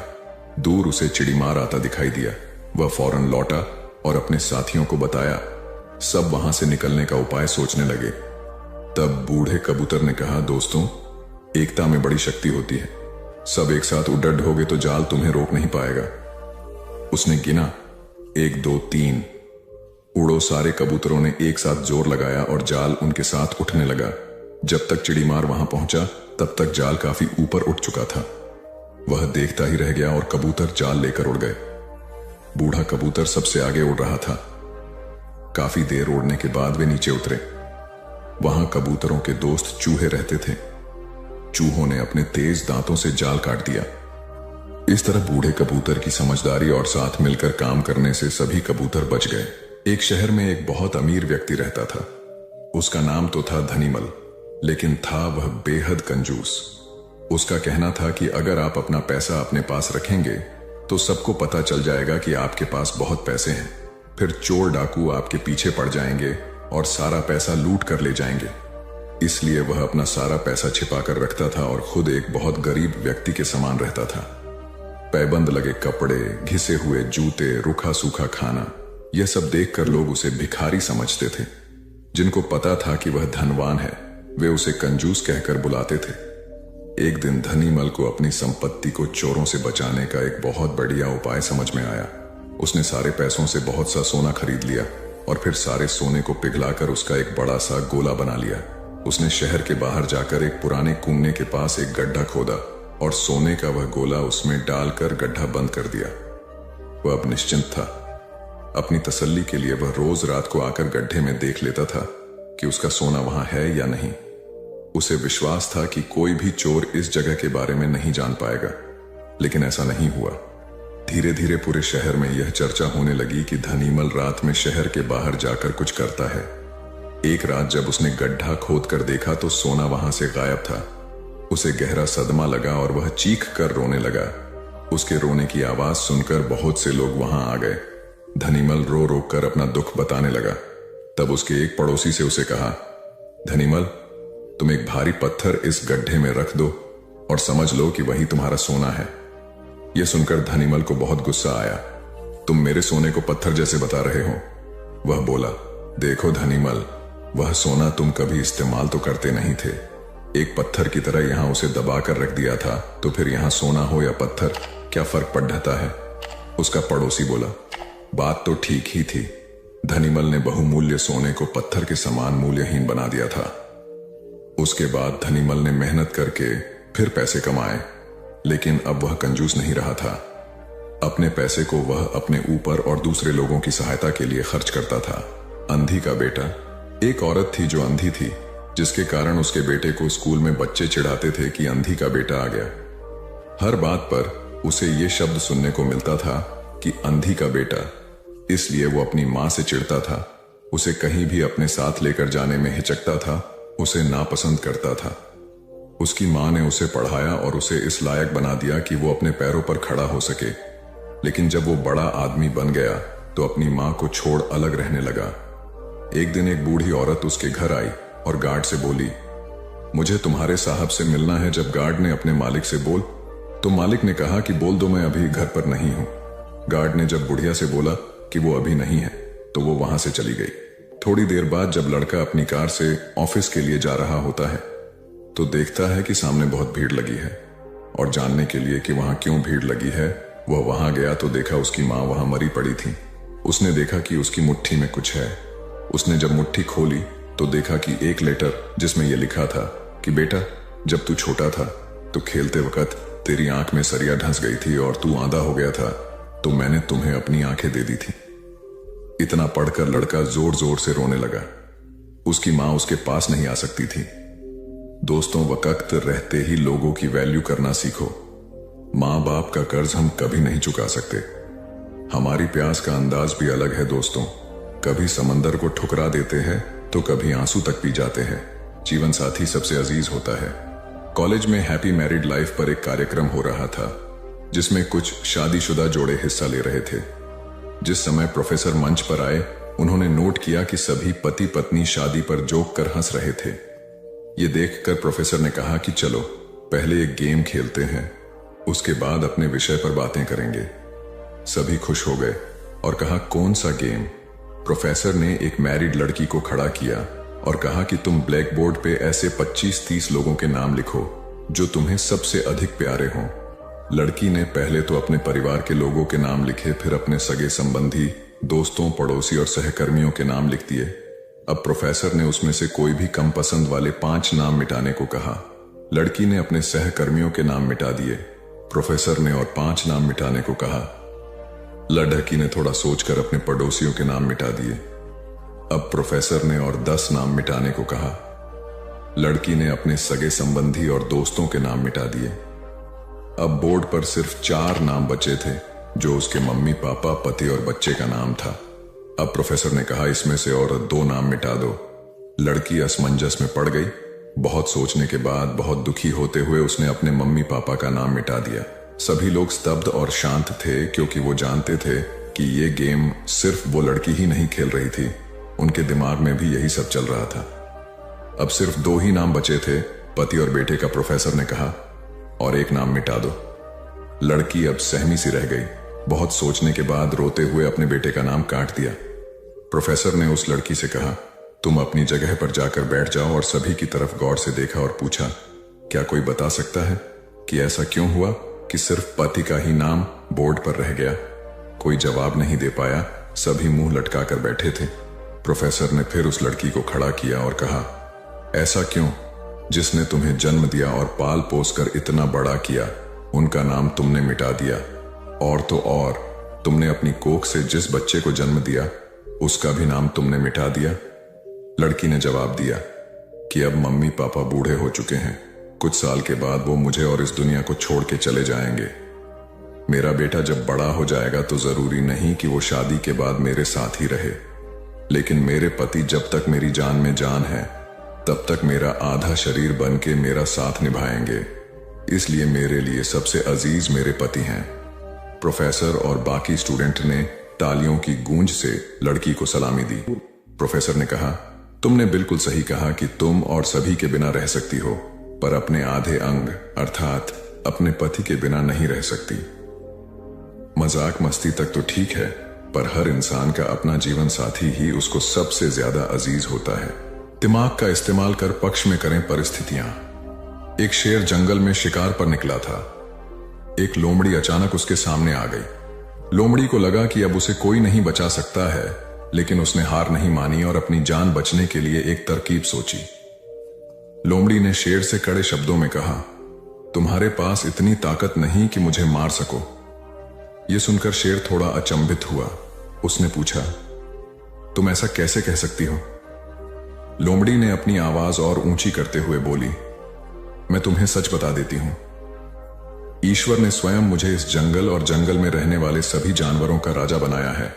यदि तुमने मुझे मारा तो यह ईश्वर के विरुद्ध होगा और तुम भी मर जाओगे।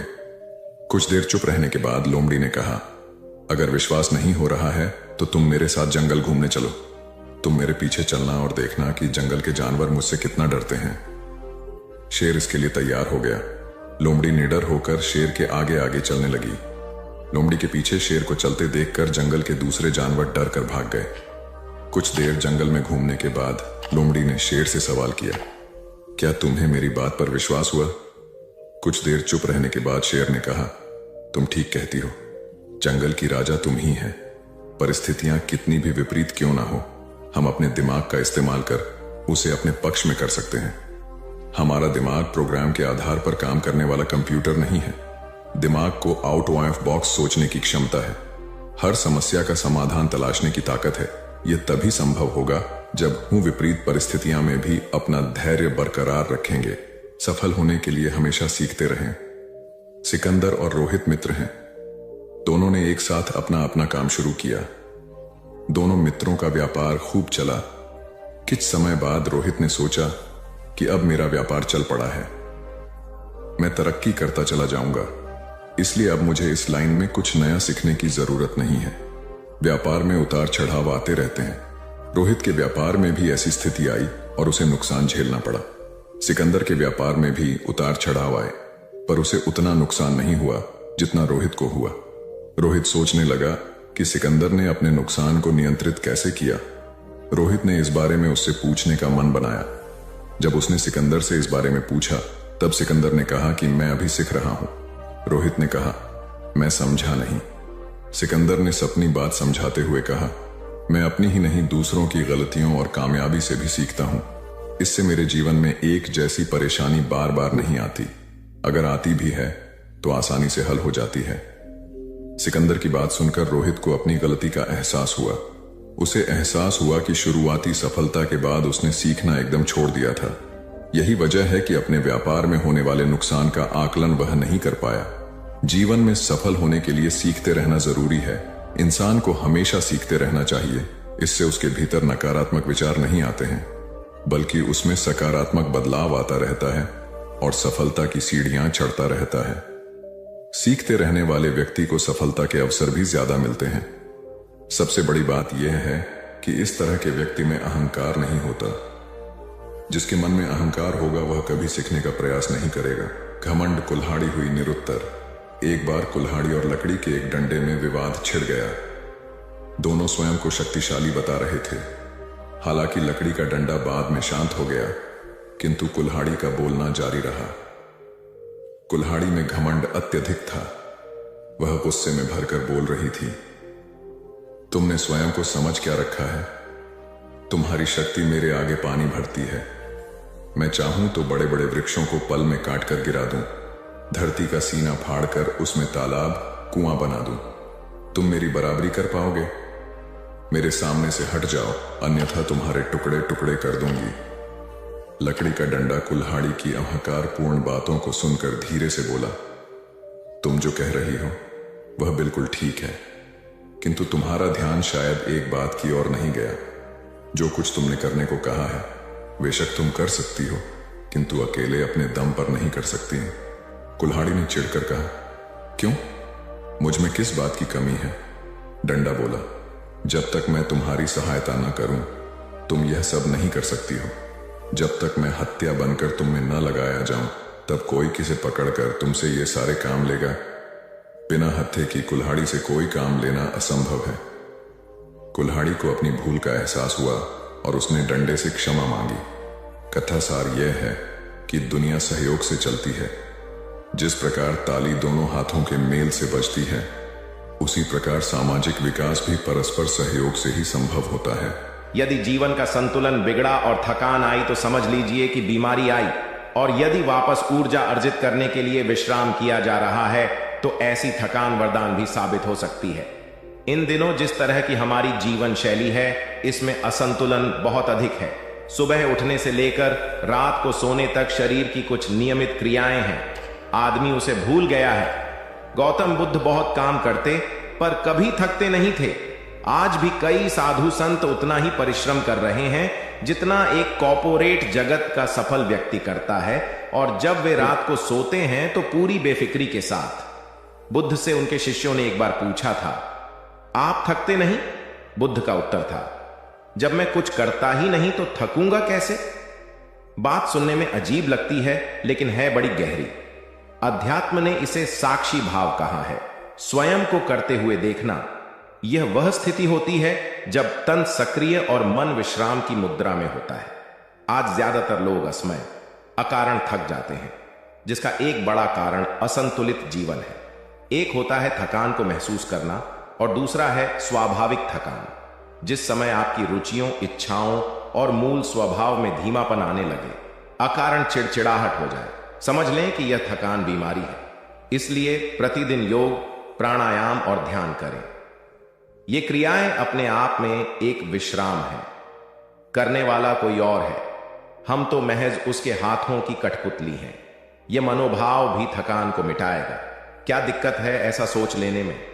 महात्मा बुद्ध ज्ञान प्राप्ति के लिए घोर तप में लगे थे। उन्होंने शरीर को काफी कष्ट दिया, यात्राएं की, घने जंगलों में कठिन साधना की, पर आत्मज्ञान की प्राप्ति नहीं हुई। निराश हो बुद्ध सोचने लगे, मैंने अभी तक कुछ भी प्राप्त नहीं किया, अब आगे क्या कर पाऊंगा? निराशा, अविश्वास के इन नकारात्मक भावों ने उन्हें क्षुब्ध कर दिया। कुछ ही क्षणों के बाद उन्हें प्यास लगी। वे थोड़ी दूर स्थित एक झील तक पहुंचे। वहां उन्होंने एक दृश्य देखा कि एक नन्ही सी गिलहरी के 2 बच्चे झील में डूब गए। पहले तो वह गिलहरी जड़वत बैठी रही, फिर कुछ देर बाद उठकर झील के पास गई, अपना सारा शरीर झील के पानी में भिगोया और फिर बाहर आकर पानी झाड़ने लगी। ऐसा वह बार बार करने लगी। बुद्ध सोचने लगे कि इस गिलहरी का प्रयास कितना मूर्खतापूर्ण है। क्या कभी यह इस झील को सुखा सकेगी? किंतु गिलहरी का यह क्रम लगातार जारी था। बुद्ध को लगा मानो गिलहरी कह रही हो कि यह झील कभी खाली होगी या नहीं, यह मैं नहीं जानती, किंतु मैं अपना प्रयास नहीं छोड़ूंगी। अतः उस छोटी सी गिलहरी ने भगवान बुद्ध को अपने लक्ष्य मार्ग से विचलित होने से बचा लिया। वे सोचने लगे कि जब यह नन्ही गिलहरी अपने लघु सामर्थ्य से झील को सुखा देने के लिए दृढ़ संकल्पित है तो मुझ में क्या कमी है? मैं तो इससे 1000 गुना अधिक क्षमता रखता हूं। यह सोचकर गौतम बुद्ध पुनः अपनी साधना में लग गए और एक दिन बोधि वृक्ष तले उन्हें ज्ञान का आलोक प्राप्त हुआ। यह कथा असफलता के बावजूद प्रयासों की निरंतरता पर बल देती है। यदि हम प्रयास करना न छोड़े तो एक न एक दिन लक्ष्य की प्राप्ति हो ही जाती है। बुद्ध अपने साधना काल में एक निर्जन स्थान पर ध्यान मग्न बैठे थे। इसी स्थान पर एक यक्ष का वास था। यह बात बुद्ध को झांक नहीं थी। वे तो वहां पहुंचे और शांत वातावरण देखकर ध्यान मग्न हो गए। उस समय यक्ष वहां पर नहीं था। रात होने पर जब वह आया तो उस स्थान पर एक अनजान व्यक्ति को देखकर आग बबूला हो गया। बड़े जोर से वह दहाड़ा, किंतु बुद्ध का ध्यान भंग नहीं हुआ। यक्ष ने उन्हें हाथी का रूप धारण कर डराना चाहा, किंतु बुद्ध यथावत ध्यान मग्न बैठे रहे। उसने बुद्ध को डराने के लिए क्रमशः शेर, चीता, बाघ आदि का रूप धारण किया, किंतु बुद्ध अविचलित ही बने रहे। अंत में उसने भयंकर विषधर का रूप धारण कर उनके पैर के अंगूठे को ढस लिया, किंतु बुद्ध पर उसके विष का भी कोई असर नहीं हुआ। वे अब भी अप्रभावित रहे। विषधर उनके शरीर पर चढ़ गया और उनके गले से लिपटकर उन्हें जोरों से काट लिया, लेकिन इतने प्रयासों के बावजूद भी बुद्ध की साधना को भंग नहीं कर पाया। थक हार कर नीचे उतर आया और उनसे कुछ कदमों की दूरी पर लेटकर अपनी थकान उतारने लगा। ध्यान पूर्ण होने पर बुद्ध ने उसकी तरफ देखा और उसे बहुत स्नेह से दुलारा। उनका निश्चल प्रेम देखकर सर्प का विष अमृत बन गया और यक्ष ने श्रद्धापूर्वक बुद्ध को नमन किया। कहानी का सार यह है कि मन की कलुषता पर एकाग्रता, स्नेह और संभव से ही विजय प्राप्त की जा सकती है। बौद्ध भिक्षु बोधि धर्म भ्रमण करते हुए एक गांव में पहुंचे। लोग उनका बहुत आदर करते थे। बोधि धर्म व उनके शिष्यों का ग्रामीणों ने हार्दिक सत्कार किया और फिर उनके पवित्र वचनों को सुनने के लिए उनके आसपास एकत्रित हो गए। बोधिधर्म लोगों को धर्म और आचरण विषयक अच्छी बातें सरल भाषा में समझाने लगे। तभी वहां एक व्यक्ति आया और बोधिधर्म को अपशब्द कहने लगा। उपस्थित जनसमूह ने उसे रोकने का बहुत प्रयास किया, किंतु वह नहीं माना तथा अनवरत बोधिधर्म को बुरा भला कहता रहा। लोगों ने कहा कि महाराज, ये व्यक्ति कितना उद्दंड है, निरर्थक ही आपको अपशब्द कह रहा है। बोधिधर्म उस व्यक्ति के इस आचरण पर कदापि क्रोधित नहीं हुए और लोगों से बोले कि यह भविष्य में मेरा सबसे बड़ा भक्त बनने वाला है। लोगों ने पूछा कि कैसे? बोधिधर्म ने उत्तर दिया, कोई कुम्हार के यहां घड़ा लेने जाता है तो घड़े को बजाकर देखा जाता है कि वह फूटा हुआ तो नहीं है। जब 1-2 रुपए के घड़े को कोई इतनी परख कर सकता है तो भला जिसे गुरु मानना है उसे 10-20 गालियां दिए बगैर कैसे पहचानेगा? पहले वह परीक्षा लेगा कि गुरु में धैर्य, आक्रोश व समता भाव कितना है। यह जानने के बाद ही तो वह गुरु को स्वीकारेगा। इसलिए यह व्यक्ति मुझे निरर्थक ही अपशब्द नहीं कह रहा है और आगे चलकर वास्तव में वह व्यक्ति बोधिधर्म का सबसे बड़ा भक्त बना। किसी को शिक्षा देने से पूर्व स्वयं का आचरण भी तदनुरूप होना चाहिए, तभी गुरु का महान पद मिलता है। वस्तुतः गुरु की गुरुता तभी स्वीकारी जाती है जबकि उसमें सदाचरण के सभी लक्षण मौजूद हों। महात्मा गौतम बुद्ध के श्रावस्ती में प्रवचन चल रहे थे। प्रवचन में नित्य ही बड़ी संख्या में लोग आते और विविध महत्वपूर्ण व गंभीर विषयों पर बुद्ध से ज्ञान ग्रहण करते। बुद्ध का शिष्य वर्ग भी काफी विशाल था, जो प्रवचन स्थल की व्यवस्था संभालता और बुद्ध की सेवा में सदैव तत्पर रहता। एक बार रात के समय महात्मा बुद्ध प्रवचन दे रहे थे। सदैव की भांति काफी लोग उनके प्रवचन सुन रहे थे। एक व्यक्ति जो बुद्ध के ठीक सामने बैठा था, बार बार नींद के झोंके ले रहा था। बुद्ध थोड़ी देर तक तो प्रवचन देते रहे, फिर उससे बोले, वत्स, सो रहे हो? उस व्यक्ति ने हड़बड़ाकर कहा, नहीं महात्मा। बुद्ध ने पुनः प्रवचन प्रारंभ किए। वह व्यक्ति फिर ऊँघने लगा। महात्मा ने फिर वही प्रश्न दोहराया और उसने फिर अचकचाकर नहीं महात्मा कहा। ऐसा लगभग 8-10 बार हो गया। कुछ देर बाद बुद्ध ने उससे पूछा, वत्स, जीवित हो? हर बार की तरह इस बार भी उसने कहा, नहीं महात्मा। यह सुनकर उपस्थित श्रोताओं में हंसी की लहर दौड़ गई और वह व्यक्ति पूर्णतः चैतन्य हो गया। तब बुद्ध गंभीर होकर बोले, वत्स, निद्रा में तुम्हारे मुख से सही उत्तर मिल ही गया। जो निद्रा में है वह मृतक समान ही है। महात्मा बुद्ध का संकेत था कि गुरु से ज्ञान ग्रहण करते वक्त सजगता अत्यंत आवश्यक है। गाफिल रहने की स्थिति में ज्ञान की प्राप्ति पूर्ण नहीं होती और अधकचरा ज्ञान सदैव खतरनाक साबित होता है।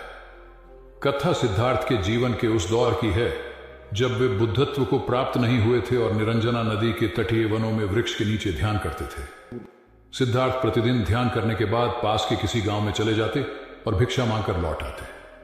कुछ दिनों के बाद उन्होंने भिक्षाटन पर जाना बंद कर दिया, क्योंकि एक गांव के प्रधान की छोटी बेटी सुजाता उनके लिए नित्य भोजन लाने लगी। सिद्धार्थ को वह बड़े स्नेह से भोजन कराती थी। कुछ दिनों बाद उसी गांव का एक चरवाहा भी सिद्धार्थ से प्रभावित होकर उनके पास आने लगा। उसका नाम स्वस्ति था। एक दिन स्वस्ति से सिद्धार्थ बातें कर रहे थे कि सुजाता भोजन लेकर आई। जैसे ही सिद्धार्थ ने भोजन करना शुरू किया, उन्होंने बातचीत बंद कर दी। जितनी देर तक वे भोजन करते रहे, बिल्कुल चुप रहे और वहां सन्नाटा छाया रहा। स्वस्ति को हैरानी हुई। उसने सिद्धार्थ के भोजन करने के उपरांत उनसे पूछा, गुरुदेव, आप मेरे आने के बाद निरंतर वार्तालाप करते रहे, किंतु भोजन के समय एक शब्द भी नहीं बोले। इसका क्या कारण है? सिद्धार्थ बोले, भोजन का निर्माण बड़ी कठिनाई से होता है।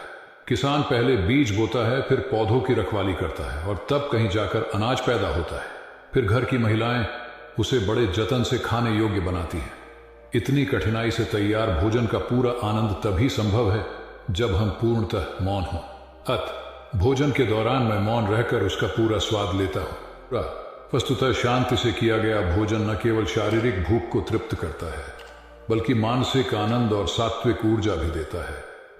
सम्राट अशोक संपूर्ण भारत को अपने राज्य में मिलाना चाहते थे, पर कलिंग के युद्ध में हुए रक्तपात को देखकर उन्हें अत्यधिक दुख पहुंचा। उनकी महत्वाकांक्षा ने जो तबाही मचाई थी, उसे देखकर उन्हें खुद पर ग्लानि हुई। उन्होंने देखा कि लोग दर्द से कराह रहे थे। यह सब विनाश केवल उनकी महत्वाकांक्षा से हुआ था। यह सब देखकर अशोक के मन में विनाश का पथ छोड़कर नेकी के रास्ते पर चलने का विचार जगा। अशोक की राजधानी पाटलिपुत्र थी। पाटलिपुत्र अब पटना के रूप में जाना जाता है। पटना से गया भी अधिक दूर नहीं है, जहां बोधि वृक्ष के नीचे महात्मा बुद्ध को ज्ञान प्राप्त हुआ था। बुद्ध के अष्टप्रद मार्ग, शांति और दया के संदेश ने अशोक के दिलो दिमाग में इतनी उथल पुथल पैदा कर दिया कि उन्होंने उस मार्ग को अपनाने का फैसला किया। इस पथ पर चलने से उन्होंने इतिहास में अपनी अमिट छाप छोड़ी। अशोक ने अपने पुत्र को सिलोन, अब श्रीलंका, और अन्य कई लोगों को सुदूर क्षेत्रों में दूत बनाकर भेजा। एक निर्दयी महत्वाकांक्षा एक ऐसे पवित्र उद्देश्य में बदल चुकी थी जिसमें कुछ अच्छा कर गुजरने की, करुणा और प्रेम के संदेश को चारों ओर फैलाने की इच्छा थी। करुणा केवल दया भावना मात्र नहीं है, यह आपके अंदर दूसरों की मदद करने की तीव्र इच्छा पैदा करती है। इसी भावना ने बुद्ध को भगवान और अशोक को महान बनाया। तथागत बुद्ध उन दिनों मगध प्रवास पर थे, साथ में शिष्यों का बड़ा समूह भी था। प्रतिदिन बुद्ध के प्रवचन होते, जिनका लाभ लेने के लिए बड़ी संख्या में लोग आते। इन लोगों में साधारण जन के साथ विशिष्ट हस्तियां भी शामिल रहती थी। हालांकि बुद्ध सभी के प्रति समान रूप से प्रेम व आत्मीयता का व्यवहार रखते थे। इन लोगों में नगर सेठ का पुत्र भी था, जो बड़े ध्यान से बुद्ध के प्रवचन सुनता था। वह नित्य ही बुद्ध के शिष्यों के समक्ष बुद्ध की तारीफों के पुल बांधता और धन्य धन्य भाव से घर जाता। एक दिन प्रवचन समाप्त होने के बाद उसने किसी शिष्य से कहकर बुद्ध से मिलने की हार्दिक इच्छा प्रकट की। जब उसे बुद्ध के सामने ले जाया गया तो उसने उन्हें साष्टांग प्रणाम कर कहा, भगवान, जीवन की भाग दौड़ में सुकून भरी नींद मानो एक अनमोल खजाना बन गई है। हर कोई इससे जुड़ी जादुई चाबी को ढूंढने की कोशिश करता है, लेकिन क्या ऐसा हो सकता है कि गहरी और शांति भरी नींद का रहस्य हमारे भीतर ही छुपा हो? आइए इस रहस्य को एक बोध कथा के माध्यम से समझें, जहां एक साधारण व्यक्ति की यात्रा उसे जीवन के सबसे गहरे और सुकून भरे सत्य की ओर ले जाती है।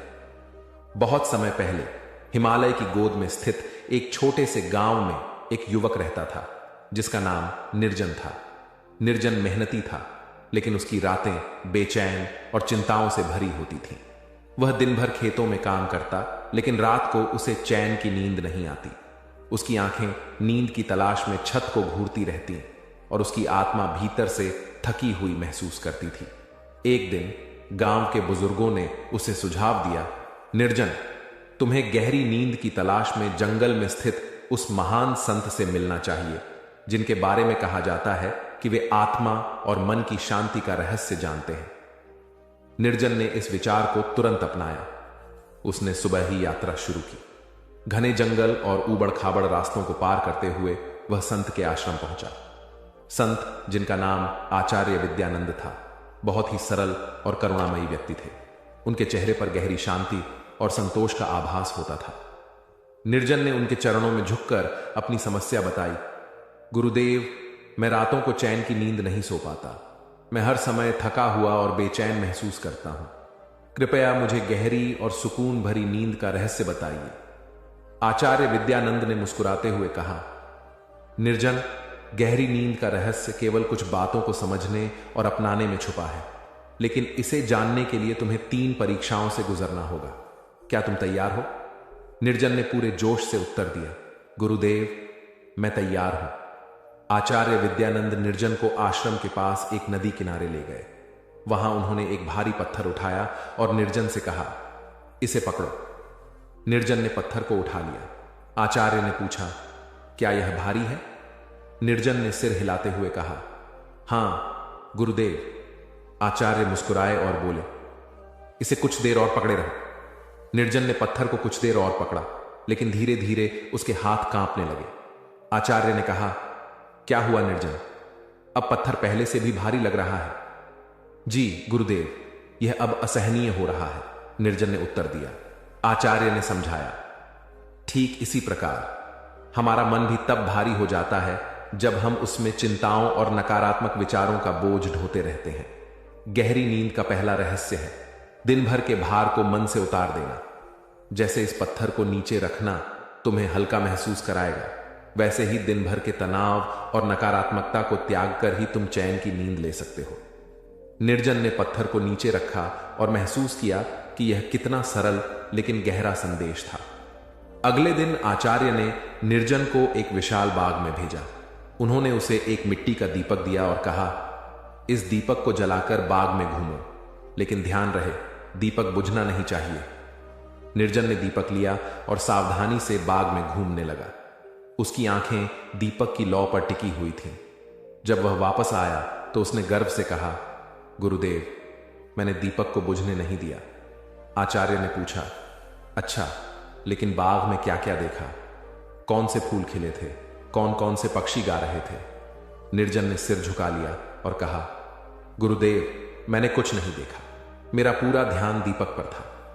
आचार्य ने मुस्कुराते हुए कहा, इसी प्रकार हम अपने भविष्य की चिंताओं और अतीत के पछतावों में खोए रहते हैं और वर्तमान का आनंद नहीं ले पाते। गहरी नींद का दूसरा रहस्य है वर्तमान में जीना। जब तुम पूरे दिन पूरी सजगता से जियोगे तो रात को तुम्हारा मन और शरीर थका होगा और नींद तुम्हारे पास खुद आ जाएगी। निर्जन को यह पाठ भी बहुत मूल्यवान लगा। उसने सोचा कि कैसे वह अपनी चिंताओं में इतना उलझा रहता था कि जीवन की छोटी छोटी खुशियों को देखना ही भूल गया था। अंतिम दिन आचार्य ने निर्जन को गांव के पास स्थित एक छोटी झोपड़ी में भेजा। वहां एक वृद्ध महिला रहती थी जो बहुत गरीब थी। आचार्य ने निर्जन से कहा, उस महिला की मदद करो और देखो कि वह अपनी साधारण जिंदगी में कैसी रहती है। निर्जन झोपड़ी में गया और देखा कि महिला के पास खाने के लिए केवल थोड़ा सा अनाज था। फिर भी उसने निर्जन को उसमें से हिस्सा दिया और पूरे मन से उसका स्वागत किया। निर्जन ने पूछा, मां, तुम्हारे पास तो कुछ भी नहीं है, फिर भी तुम इतनी प्रसन्न कैसे हो? महिला ने उत्तर दिया, बेटा, जब मैं सुबह उठती हूं तो भगवान को धन्यवाद देती हूं कि उन्होंने मुझे एक और दिन दिया। रात को सोने से पहले मैं उन्हें अपना सब कुछ सौंप देती हूं। मेरी खुशी और चैन इसी कृतज्ञता और समर्पण में है। निर्जन यह सुनकर दंग रह गया। उसने समझा कि गहरी नींद पाने का तीसरा रहस्य है कृतज्ञता और समर्पण। जब हम अपनी इच्छाओं और दुखों को ईश्वर के हाथों में छोड़ देते हैं तो मन हल्का हो जाता है और नींद गहरी हो जाती है। निर्जन ने तीनों पाठों को आत्मसात कर लिया। जब वह वापस अपने गांव लौटा तो उसने अपनी दिनचर्या में इन शिक्षाओं को शामिल किया। उसने दिन भर के तनाव को त्यागना, वर्तमान में जीना और कृतज्ञता व्यक्त करना सीख लिया। अब उसकी रातें गहरी और शांति भरी नींद में गुजरने लगीं। वह न केवल शरीर से बल्कि मन से भी तरोताजा महसूस करता था। उसने समझ लिया था कि गहरी नींद का रहस्य बाहर नहीं बल्कि भीतर छुपा है। इस प्रकार निर्जन की यात्रा ने न केवल उसे गहरी नींद का रहस्य सिखाया बल्कि जीवन का एक अमूल्य पाठ भी दिया। गहरी नींद पाने के लिए बाहरी चीजों पर निर्भर रहने के बजाय अपने भीतर झांकें। गहरी नींद पाने के लिए बाहरी चीजों पर निर्भर रहने के बजाय अपने भीतर झांकें। दिन भर के बोझ को त्यागें, वर्तमान का आनंद लें और ईश्वर के प्रति कृतज्ञ रहें। यही जीवन को शांति और सुकून से भरने का सबसे सरल और सच्चा तरीका है। नमस्ते दोस्तों, आज हम फिर एक बार आपको धर्म का ज्ञान सुनाएंगे। गौतम बुद्ध की कुछ ऐसी सच्ची घटनाएं जिसे सुनकर शायद आप भी धर्म की राह पकड़ लो। तो शुरू करते हैं। एक राजा ने अपने पुरुषार्थ से राज्य को समृद्ध बना दिया था। राज्य में रण बड़ी सुखी थी क्योंकि वह प्रत्येक वर्ग के हितों को ध्यान में रखकर काम करता था। जब राजा वृद्ध हुआ तो उसे योग्य उत्तराधिकारी को चिंता सताने लगी क्योंकि उसे लगता कि योग्य उत्तराधिकारी के बिना सुव्यवस्था अव्यवस्था में बदल जाएगी और प्रजा की परेशानी बढ़ जाएगी। हालांकि राजा का एक बेटा था, किंतु वह अत्यधिक आलसी और कर्महीन था। वह स्वयं को मालिक समझता और शेष सभी को अपना गुलाम। यह अहंकार उसके आचरण में सदैव झलकता था। राजा उसे सुधारने के उद्देश्य से बुद्ध के आश्रम में छोड़ आया। बुद्ध ने अगले ही दिन राजकुमार को आदेश दिया, वत्स, यहां से 5 कोस पर एक जंगल है, तुम वहां जाकर फूलों के कुछ पौधे ले आओ और उन्हें आश्रम के अहाते में लगा दो। यह सुनते ही राजकुमार को बड़ा क्रोध आया क्योंकि उसने तो आदेश देना ही सीखा था। चूंकि उसके पिता ने बुद्ध को बात मानने को कहा था, इसलिए वह मन मारकर जंगल गया और फूलों के पौधे लाकर आश्रम में लगा दिए।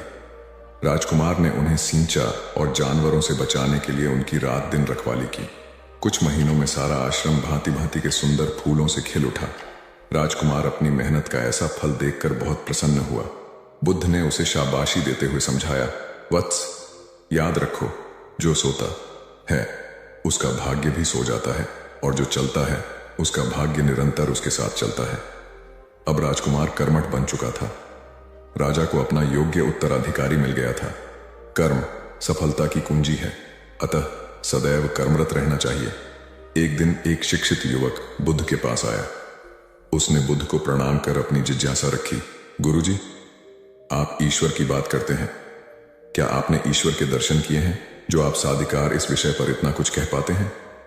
बुद्ध ने कुछ नहीं कहा और स्नेहपूर्वक उसके सिर पर हाथ फेर दिया। युवक ने समझा कि बुद्ध के पास मेरे प्रश्न का उत्तर नहीं है।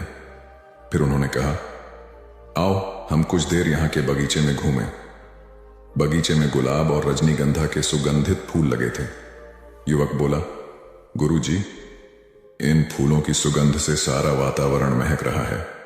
बुद्ध ने कहा, वत्स, तुम ठीक कहते हो, किंतु एक बात बताओ कि यह सुगंध तुम्हें दिखाई दे रही है? युवक बोला, जी नहीं, सुगंध तो अनुभव की जाती है। तब बुद्ध ने कहा, बस यही तुम्हारे प्रश्न का उत्तर है। तुम्हारे शरीर में जब कभी कहीं चोट लगती है तो दर्द होता है। क्या इस दर्द को तुम देख सकते हो? युवक बोला, नहीं, वह भी अनुभूत ही होता है। बुद्ध ने अंतिम रूप से युवक का समाधान करते हुए कहा, आत्मा और परमात्मा के साथ भी यही बात है। आत्मा को परमात्मा की अनुभूति के द्वारा उसका साक्षात्कार होता है, न कि स्थूल नेत्रों से। युवक अब पूर्णतः संतुष्ट था। बुद्ध का आभार मानते हुए वह चला गया। परमात्मा सदैव अनुभूति के स्तर पर ही घटता है, और यह घटना तब होती है जब मन पूर्णतः निर्लिप्त तथा संभव को प्राप्त हो चुका हो। महात्मा बुद्ध नदी के किनारे एकांत में अपनी कुटिया में रहते थे।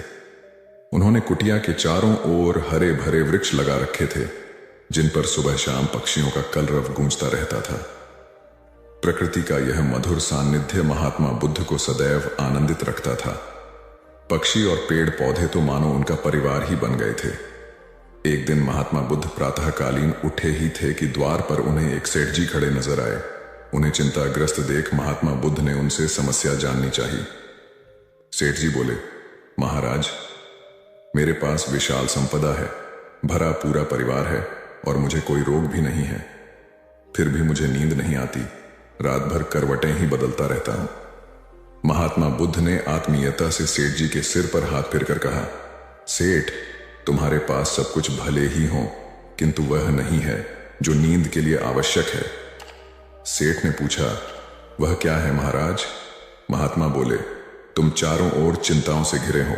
धन संपत्ति की चिंता, व्यापार व्यवसाय की चिंता, परिवार की चिंता। स्मरण रखो कि चिंता चयन में शत्रुता है। सेठ ने इससे बचने का उपाय पूछा तो उन्होंने कहा, तुम प्रकृति से शिक्षा ग्रहण करो। पेड़ पौधे, फूल, पानी और प्रकाश के रूप में उसकी अनंत संपदा चारों ओर बिखरी हुई है, किंतु वह चिंता मुक्त है। अपनी इस दौलत को पूरी दुनिया पर दोनों हाथों से सत्य लुटाती रहती है। तुम यदि उससे प्रेरणा लेकर अपना जीवन भी उसके अनुरूप बना लोगे तो तुम्हें न केवल नींद आएगी बल्कि अतीव शांति महसूस होगी। सेठ ने महात्मा बुद्ध की बात का मर्म समझा और लोक कल्याण की राह पर चल पड़ा। धन और ज्ञान देने से बढ़ते ही हैं, इसलिए इनके संग्रह के साथ साथ इनके दान की वृत्ति भी रखनी चाहिए। एक गरीब किसान गौतम बुद्ध का बहुत बड़ा भक्त था।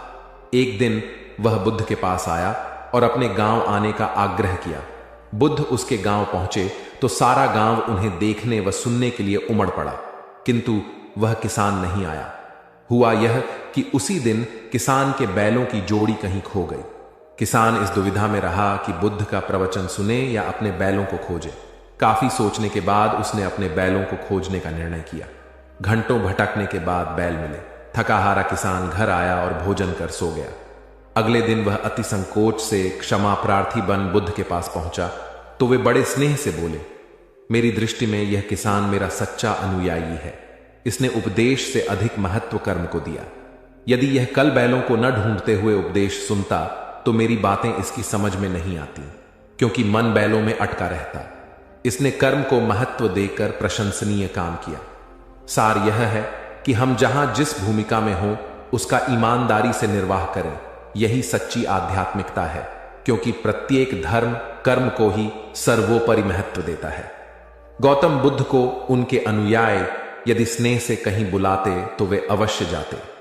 फिर जब बुद्ध पहुंचते तो श्रोताओं की भारी भीड़ उमड़ पड़ती। बुद्ध के वचनों में जो अमृतत्व होता था उसका पान करना सभी को प्रीतिकर लगता था। उनके उपदेशों में ऐसा कुछ अवश्य होता था जिससे गंभीर समस्याएं सुलझ जाती और कुछ न कुछ सार्थक भी प्राप्त हो। सार यह है कि हम जहां जिस भूमिका में हो उसका ईमानदारी से निर्वाह करें, यही सच्ची आध्यात्मिकता है, क्योंकि प्रत्येक धर्म कर्म को ही सर्वोपरि महत्व देता है। गौतम बुद्ध के पास उनका प्रिय शिष्य पूर्ण पहुंचा। बुद्ध ध्यानावस्था में बैठे थे। पूर्ण के पहुंचने पर उन्होंने आंखें थोड़ी सी खोली और पूर्ण से आने का कारण पूछा तो उसने कहा, मैं धर्म प्रचार के लिए जाना चाहता हूं, आपकी आज्ञा चाहिए। बुद्ध मुस्कुराए और कहा कि पूर्ण, धर्म की राह बहुत मुश्किल है। तुम लोगों को अच्छी बातें बताने जाओगे और लोग तुम पर नाराज होंगे, हो सकता है कि अपशब्द भी कहे। इस पर पूर्ण ने कहा, कोई बात नहीं, मैं यह सोचकर उनकी बातों पर ध्यान नहीं दूंगा कि उन्होंने अपशब्द ही कहे, पिटाई तो नहीं की। बुद्ध बोले, हो सकता है कि कुछ लोग हाथ उठा दें। पूर्ण ने कहा, तब मैं यह सोचकर उन्हें क्षमा कर दूंगा कि उन्होंने मुझ पर शस्त्रों से प्रहार तो नहीं किया। बुद्ध फिर बोले, हे पूर्ण, हो सकता है कि कुछ लोग तुम पर शस्त्रों का भी उपयोग करें। पूर्ण ने उत्तर दिया, तब मैं यह सोचकर उनके प्रति कोई प्रतिकार की भावना नहीं रखूंगा कि उन्होंने मुझे मारा, पर जान से तो नहीं मार डाला, मुझे जीवित छोड़ दिया। बुद्ध ने फिर कहा, और यदि तुम्हारे प्राण ही ले लिए तब?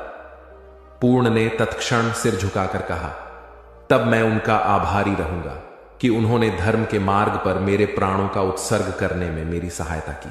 मैं उनके प्रति कृतज्ञ रहूंगा।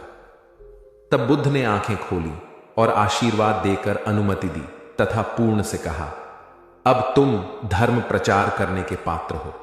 जो किसी में भी कोई दोष न देखे वही सच्चा है। अच्छाई के मार्ग पर चलना बहुत मुश्किल काम है।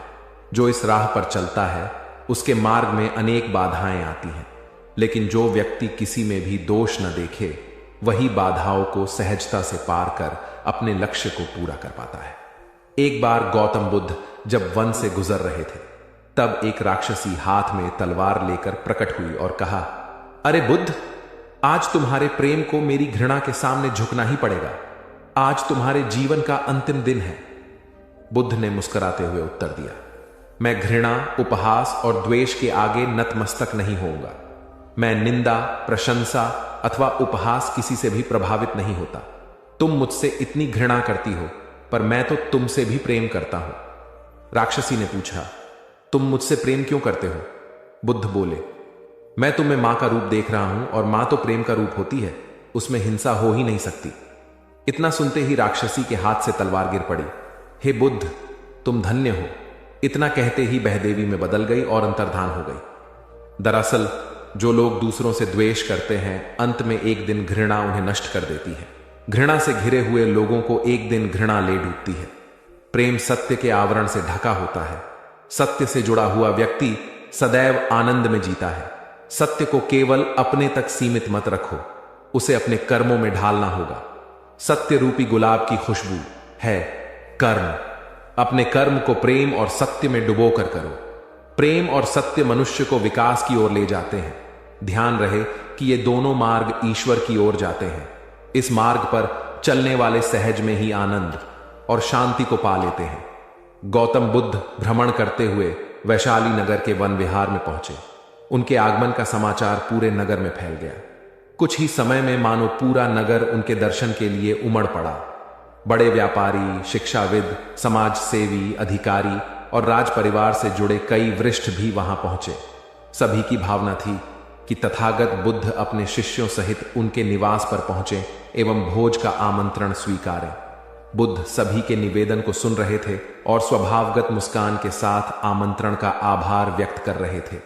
तभी वैशाली की यात गणिका आम्रपाली भी वहां पहुंची। वह बुद्ध की शिक्षा से प्रेरित होकर बहुत पहले ही अपनी गणिका वृत्ति त्याग चुकी थी। उसने भी बुद्ध को भोजन का आमंत्रण दिया। बुद्ध ने तत्काल उसे स्वीकार किया और अगले दिन भिक्षुओं सहित उसके घर आने की सहमति दे दी।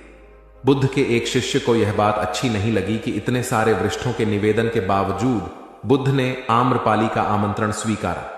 शिष्य की दृष्टि में आम्रपाली गणिका होने से घृणित कर्म से जुड़ी रही थी। जब सभी लोग चले गए तब शिष्य ने पूछा, भगवान, इतने लोगों ने आपको न्योता दिया, फिर आपने आम्रपाली का ही आमंत्रण क्यों स्वीकारा? बुद्ध ने कहा, माना वह गणिका थी, लेकिन पश्चाताप की अग्नि में तपकर वह निर्मल हो चुकी है। यदि कोई व्यक्ति इस निर्मलता को प्राप्त कर ले तो वह उनसे भी श्रेष्ठ हो जाता है जो ऐसे किसी घृणित कर्म में लीन न रहे हों। ऐसे व्यक्ति का आमंत्रण स्वीकारने में संकोच नहीं होना चाहिए। कोई व्यक्ति जब तक बुरे कामों में संलग्न रहता है तब तक उससे दूरी रहे तो ठीक है, लेकिन जो बुरे कामों को छोड़ दे उसे स्वीकार करने में संकोच नहीं करना चाहिए। इससे उसकी अच्छाई की ओर बढ़ने की भावना को बल मिलता है। गौ बुद्ध के जीवन की एक घटना है। उन्होंने नियम बना रखा था कि वे अपने संघ में स्त्रियों को स्थान नहीं देंगे। स्त्रियों के लिए भिक्षु होने की दीक्षा उन्होंने वर्जित कर रखी थी। एक समय गौतम बुद्ध एक गांव में ठहरे हुए थे। वहां महाप्रजापति गौतमी उनके पास पहुंची। उन्होंने बुद्ध से कहा, आप स्त्रियों को भी दीक्षा दें, किंतु बुद्ध ने अस्वीकार कर दिया। अनेक स्त्रियां इकट्ठी हुई और उन्होंने विचार किया कि कैसे गौतम बुद्ध से स्वीकृति प्राप्त की जाए। स्त्रियों ने निर्णय लिया कि स्वयं सेविकाएं बनकर गौतम बुद्ध के समक्ष पहुंचा जाए। गौतमी ने अपने बाल काटे, भिक्षु के वस्त्र पहने और अनेक स्त्रियों के साथ बुद्ध के सामने पहुंच गई। उनकी यह मांग थी कि स्त्रियों को भी दीक्षा दी जाए। बुद्ध ने उनकी बात को स्वीकार नहीं किया। स्त्रियां निराश हुई। जब बुद्ध के एक शिष्य आनंद ने स्त्रियों को देखा, उनके पांव सूजे हुए थे, उन पर धूल चढ़ी हुई थी, उनकी आंखों से आंसू बह रहे थे। उन्होंने पूछा, क्या बात है? स्त्रियों ने कहा, बुद्ध उनके धर्म और नियम के अनुसार हमें भिक्षु होने की दीक्षा नहीं दे रहे हैं। जब आनंद ने व्यक्तिगत रूप से बुद्ध से निवेदन किया, बुद्ध को उन्होंने याद दिलाया, इस समय यह सामाजिक मान्यता है कि स्त्रियां मोक्ष की अधिकारी नहीं हैं, पुरुषों के मुकाबले निम्न हैं। तो क्या आप भी यह मानते हैं और इसलिए उन्हें दीक्षित नहीं कर रहे हैं? बुद्ध का उत्तर था, मुझे गलत न समझा जाए। मेरी मान्यता है कि पुरुष की तरह ही स्त्री भी निर्वाण प्राप्त कर सकती है, लेकिन मैं कुछ व्यावहारिक कारणों से स्त्रियों को संघ में शामिल करने और दीक्षा देने की स्वीकृति प्रदान नहीं कर रहा हूं। आनंद का उत्तर था, सिद्धांत और व्यवहार में परिवर्तन करना चाहिए। बुद्ध को बात जच गई और उन्होंने यह घोषणा की, जो स्त्रियां भिक्षु होना चाहेंगी उन्हें कुछ नियमों का पालन करना होगा। स्त्रियों ने स्वीकार किया और तब से स्त्रियां भी बौद्ध बनने लगी। गौतम बुद्ध एक बार अपने शिष्यों के साथ प्रवास पर निकले। एक नगर से दूसरे नगर तक जाने की राह में वन पड़ता था।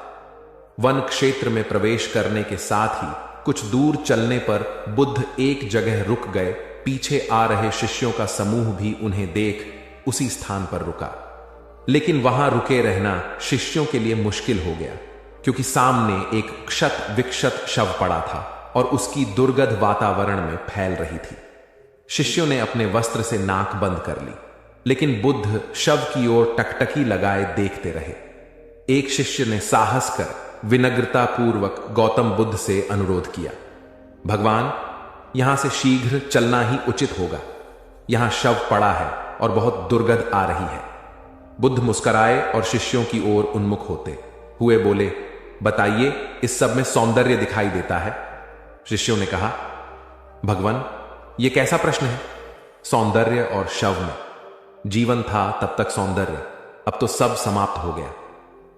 बुद्ध ने शव की ओर इशारा करके बताया, देखो, जब कभी यह व्यक्ति जीवित रहा होगा, इसकी दंत पंक्तियां अद्वितीय रही होंगी। मृत्यु के बाद भी इसके दंत देखकर यही साबित होता है।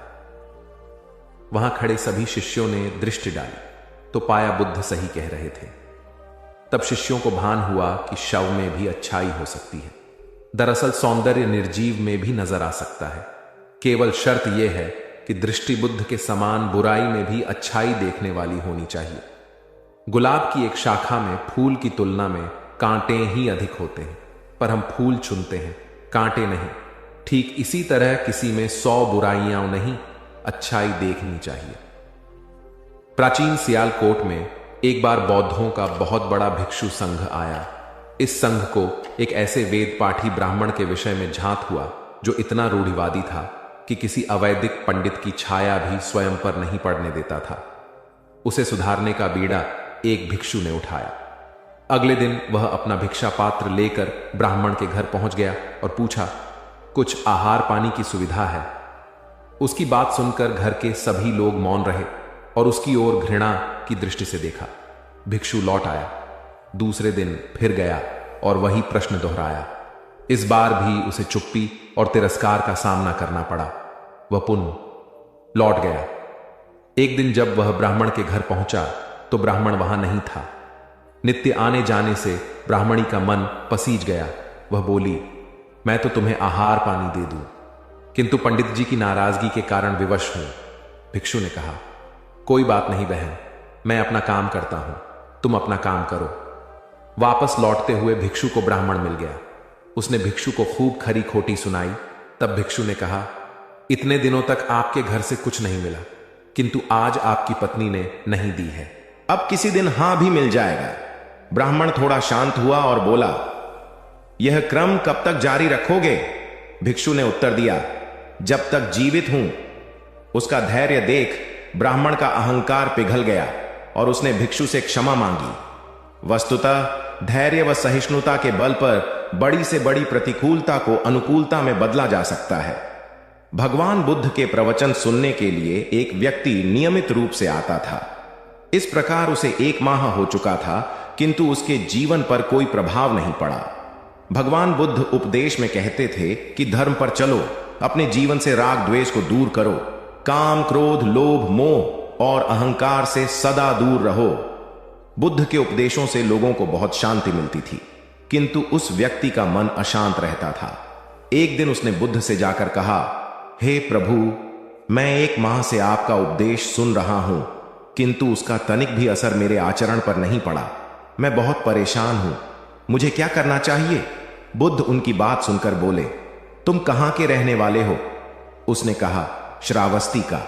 बुद्ध ने अगला प्रश्न किया, वह यहां से कितनी दूर है? उसने अनुमान से बता दिया। बुद्ध ने पुनः जिज्ञासा प्रकट की, कितना समय लगता है? उस व्यक्ति ने हिसाब लगाकर बता दिया। बुद्ध ने कहा, अब बताओ कि क्या तुम यहां पर बैठे बैठे ही अपने घर पहुंच सकते हो? उसने कहा, यह कैसे हो सकता है? वहां पहुंचने के लिए तो चलना होगा। तब बुद्ध ने बड़े प्रेम से उसे समझाया, जैसे चलने पर ही पहुंचा जा सकता है, वैसे ही अच्छी बातों पर अमल करने से ही लाभ होता है। हे प्यारे, तुम मेरे ज्ञान के साथ अपने कर्म को जोड़ दो, तब तुमको उत्तम फल मिलेगा। उस व्यक्ति को अपनी गलती समझ में आ गई। उसने अपने जीवन में सुधार कर लिया, जिससे उसका जीवन सदाचारी बन गया। एक छोटी सी नदी थी, उसके दोनों किनारों पर लोग रहते थे। नदी के पानी से दोनों ओर के लोग अपना अपना काम चलाते थे और सुखमय जीवन बिताते थे। एक बार संयोग से पानी को लेकर दोनों पक्षों में तनातनी हो गई। वे एक दूसरे पर आरोप लगा रहे थे कि तुम ज्यादा पानी ले रहे हो। जब आपसी बातचीत में मामला नहीं निपटा तो वे मरने मारने पर उतारू हो गए। उनके पास जो भी हथियार थे उन्हें तत्काल निकाल लाए और एक दूसरे पर टूट पड़ने को आमादा हो गए। तभी किसी ने जाकर भगवान बुद्ध को सूचना दी। उन्होंने दोनों पक्षों के प्रतिनिधियों को बुलाया और तकरार का कारण पूछा। दोनों प्रतिनिधियों ने अपना अपना पक्ष रखा। बुद्ध ने दोनों की बातें सुनी और मुस्कुराकर कहा, तो तुम लोग क्या करोगे? दोनों प्रतिनिधियों ने आवेश में आकर कहा, हम खून की नदियां बहा देंगे। भगवान बुद्ध ने कहा, तो तुम्हें खून चाहिए? उन लोगों ने हतप्रभ होकर बुद्ध की ओर देखा, फिर बोले, नहीं, हमें पानी चाहिए। भगवान बुद्ध ने कहा, तो तुम्हें खून चाहिए?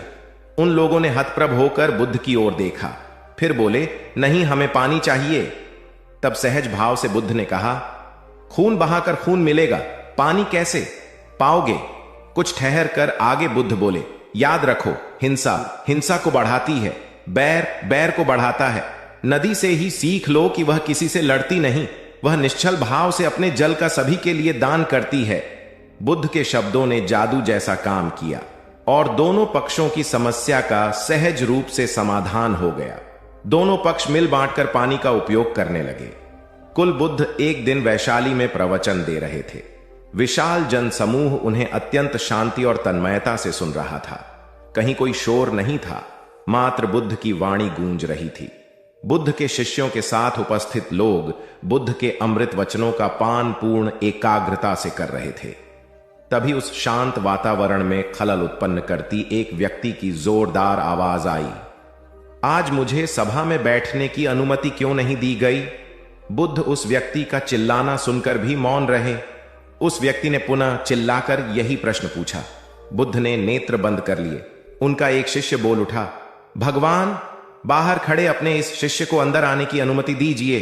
बुद्ध ने नेत्र खोलकर कहा, नहीं, यह अस्पृश्य है। शिष्यगण बुद्ध के मुंह से अस्पृश्य शब्द सुनकर विस्मित हुए और उन्होंने पूछा, वह अस्पृश्य क्यों, कैसे? भगवान, आपके धर्म में तो जात पात का भेद नहीं है। बुद्ध बोले, आज यह क्रोध में आया है। क्रोध से जीवन की एकता भंग होती है। क्रोध ही मानसिक हिंसा करता है। किसी भी कारण से क्रोध करने वाला अस्पृश्य है। उसे कुछ देर तक स्मरण कर लेना चाहिए कि अहिंसा परम धर्म है। कथा का उपदेश यह है कि क्रोध एक असात्विक भाव है जो कर्ता और भोक्ता दोनों के लिए हानिकारक होता है। अतः इससे बचते हुए शांति से विचारने व कार्य करने की प्रवृत्ति अपनानी चाहिए। शांत मन और मस्तिष्क ही विवेकपूर्ण निर्णय लेने में सक्षम होते हैं। बौद्ध संघ के एक भिक्षु को कोई गंभीर रोग हो गया। उसकी हालत इतनी खराब हो गई कि वह चल फिर भी नहीं सकता था और मल मूत्र में लिपटा पड़ा रहता था। उसकी यह हालत देख उसके साथी भिक्षु भी उसके पास नहीं आते और घृणा से मुंह फेरकर आसपास से निकल जाते थे। कुछ दिनों बाद बुद्ध को यह बात पता चली तो वे तत्काल अपने प्रिय शिष्य आनंद के साथ उस भिक्षु के पास पहुंचे। उसकी दयनीय दशा से उन्हें घोर कष्ट हुआ। उन्होंने भिक्षु से पूछा, तुम्हें कौन सा रोग हुआ है? भिक्षु बोला, भगवान, मुझे पेट की बीमारी है। बुद्ध ने स्नेह से उसके सिर पर हाथ फेरते हुए प्रश्न किया, क्या तुम्हारी परिचर्या करने वाला कोई नहीं है? भिक्षु की ना सुनते ही बुद्ध ने आनंद से कहा, पानी लेकर आओ, हम लोग पहले इसका शरीर स्वच्छ करेंगे। आनंद पानी लेकर आए। फिर बुद्ध ने भिक्षु के शरीर पर पानी डाला और आनंद ने उसके मल मूत्र को साफ किया। अच्छी तरह धो पोंछकर बुद्ध ने भिक्षु के सिर को पकड़ा और आनंद ने पैरों को। इस प्रकार उसे उठाकर चारपाई पर लिटा दिया। फिर बुद्ध ने सारे भिक्षुओं को एकत्रित कर उन्हें समझाया, भिक्षुओं, तुम्हारे माता नहीं, पिता नहीं, भाई नहीं, बहन नहीं जो तुम्हारी सेवा करेंगे। यदि तुम परस्पर एक दूसरे की सेवा और देखभाल नहीं करोगे तो फिर कौन करेगा? याद रखो, जो रोगी की सेवा करता है वह ईश्वर की सेवा करता है। दीनहीन के प्रति करुणा व सेवा का भाव इस जगत को बुद्ध का सबसे बड़ा संदेश है जो प्रत्येक देश, काल, परिस्थिति में प्रासंगिक है। गौतम सिद्धार्थ बुद्धत्व प्राप्त करके महात्मा बुद्ध बन गए। सत्य, अहिंसा और दया की मूर्ति बुद्ध अपने शिष्यों के साथ एक गांव में पहुंचे। कुछ अज्ञानी लोग उनके विरोधी थे। वे बुद्ध को अपशब्द कहने लगे। बुद्ध के शिष्यों को बहुत बुरा लगा, मगर बुद्ध ने उन्हें समझाया, ये लोग तो केवल अपशब्द ही कह रहे हैं। अगर ये पत्थर भी मार रहे होते तो भी मैं कहता कि मारने दो। मैं जानता हूं कि ये लोग कुछ कहना चाहते हैं, लेकिन क्रोध के मारे वह कह नहीं पा रहे हैं। 10 साल पहले यदि यही लोग मुझे गाली देते तो मैं इन्हें भी गाली देता, लेकिन अब तो लेन देन से मुक्ति मिल चुकी है। क्रोध से अपशब्द निकलते हैं। यहां तो क्रोध भवन कब का ढह चुका है। अपशब्द कहने वाले बड़ी मुश्किल में पड़ गए। तभी बुद्ध ने अपने शिष्यों से पूछा, इस गांव में कुछ लोग अपशब्द कह रहे हैं, इन्हें बताओ कि वहां के लोग फल और मिठाई यहां लेकर आए थे। बुद्ध ने पूछा, फिर मैंने क्या किया था?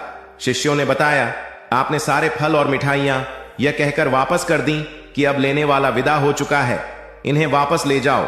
आपने कहा था कि 10 साल पहले आते तो मैं सारे उपहार ले लेता। बुद्ध ने पूछा, फिर उन लोगों ने मिठाइयों का क्या किया होगा? शिष्यों ने बताया, गांव में बांट दी होगी। बुद्ध बोले, उन लोगों ने मिठाइयां गांव में बांट दी, लेकिन मैं उन लोगों से कहूंगा कि अपशब्द में न बांटें। बुद्ध फिर बोले, ये लोग अपशब्दों के थाल सजाकर लाए हैं, लेकिन ये गलत आदमी के पास आ गए हैं। ये मुझसे क्रोध नहीं करवा सकते। ठीक खूंटी की तरह जो किसी को नहीं टांगती, लोग उस पर वस्त्र टांग देते हैं। एक बार जैतवन के सभी ग्रामवासी भगवान बुद्ध के दर्शन करने और उपदेश सुनने के लिए एकत्र हुए। उस समय महाकश्यप, मौदगल्यायन, सारिपुत्र, चुंद और देवदत्त जैसे प्रबुद्ध जन बुद्ध के साथ धर्म विषय गंभीर चर्चा में तन्मय थे। ग्रामवासी थोड़ा ठिठक कर खड़े हो गए, क्योंकि इतने ज्ञानी जनों के बीच उन सभी को असहज सा महसूस हो रहा था। कुछ देर बाद बुद्ध की दृष्टि इन ग्रामवासियों पर पड़ी। उन्होंने तुरंत धर्म चर्चा रोक दी। प्रबुद्ध जन बुद्ध के इस व्यवहार पर चकित हो उठे और प्रश्नात्मक दृष्टि से उनको और देखा। बुद्ध अनाथ पिंडक नामक जिज्ञासु से बोले, भद्र, उठो, सामने ब्राह्मण मंडली खड़ी है, उन्हें आसन दो और आतिथ्य की सामग्री ले आओ। अनाथ पिंडक ने पीछे मुड़कर देखा तो उसे ब्राह्मण मंडली तो कहीं नहीं दिखी। मैले कुचैले या फटे वस्त्रों में खड़े ग्रामवासियों का झुंड दिखाई दिया। पिंडक ने शक्ति स्वर में कहा, देव, उन लोगों में एक भी ब्राह्मण नहीं है। ये सभी तो निम्न जाति के हैं, कई तो इनमें शूद्र हैं। बुद्ध गंभीर होकर बोले, पिंडक, जो व्यक्ति सदा श्रद्धावान है वह ब्राह्मण ही है। ये लोग प्रयोजन के लिए भावयुक्त होकर आए हैं, इसलिए इस समय तो ये ब्राह्मण ही हैं। अत तुम इनका समुचित सत्कार करो। कथा का इंगित यह है कि व्यक्ति जन्म से नहीं, कर्म से ब्राह्मण होता है। जो सद्गुणी हो और सत्कर्मी हो वे शूद्र जाति में जन्मने के बावजूद ब्राह्मण हैं तथा उसी रूप में उनका आदर किया जाना चाहिए। यदि जीवन का संतुलन बिगड़ा और थकान आई तो समझ लीजिए कि बीमारी आई, और यदि वापस ऊर्जा अर्जित करने के लिए विश्राम किया जा रहा है तो ऐसी थकान वरदान भी साबित हो सकती है। इन दिनों जिस तरह की हमारी जीवन शैली है इसमें असंतुलन बहुत अधिक है। सुबह उठने से लेकर रात को सोने तक शरीर की कुछ नियमित क्रियाएं हैं, आदमी उसे भूल गया है। गौतम बुद्ध बहुत काम करते पर कभी थकते नहीं थे। आज भी कई साधु संत उतना ही परिश्रम कर रहे हैं जितना एक कॉर्पोरेट जगत का सफल व्यक्ति करता है, और जब वे रात को सोते हैं तो पूरी बेफिक्री के साथ। बुद्ध से उनके शिष्यों ने एक बार पूछा था, आप थकते नहीं? बुद्ध का उत्तर था, जब मैं कुछ करता ही नहीं तो थकूंगा कैसे? बात सुनने में अजीब लगती है लेकिन है बड़ी गहरी। अध्यात्म ने इसे साक्षी भाव कहा है। स्वयं को करते हुए देखना, यह वह स्थिति होती है जब तन सक्रिय और मन विश्राम की मुद्रा में होता है। आज ज्यादातर लोग असमय, अकारण थक जाते हैं, जिसका एक बड़ा कारण असंतुलित जीवन है। एक होता है थकान को महसूस करना और दूसरा है स्वाभाविक थकान, जिस समय आपकी रुचियों, इच्छाओं और मूल स्वभाव में धीमापन आने लगे, अकारण चिड़चिड़ाहट हो जाए, समझ लें कि यह थकान बीमारी है। इसलिए प्रतिदिन योग, प्राणायाम और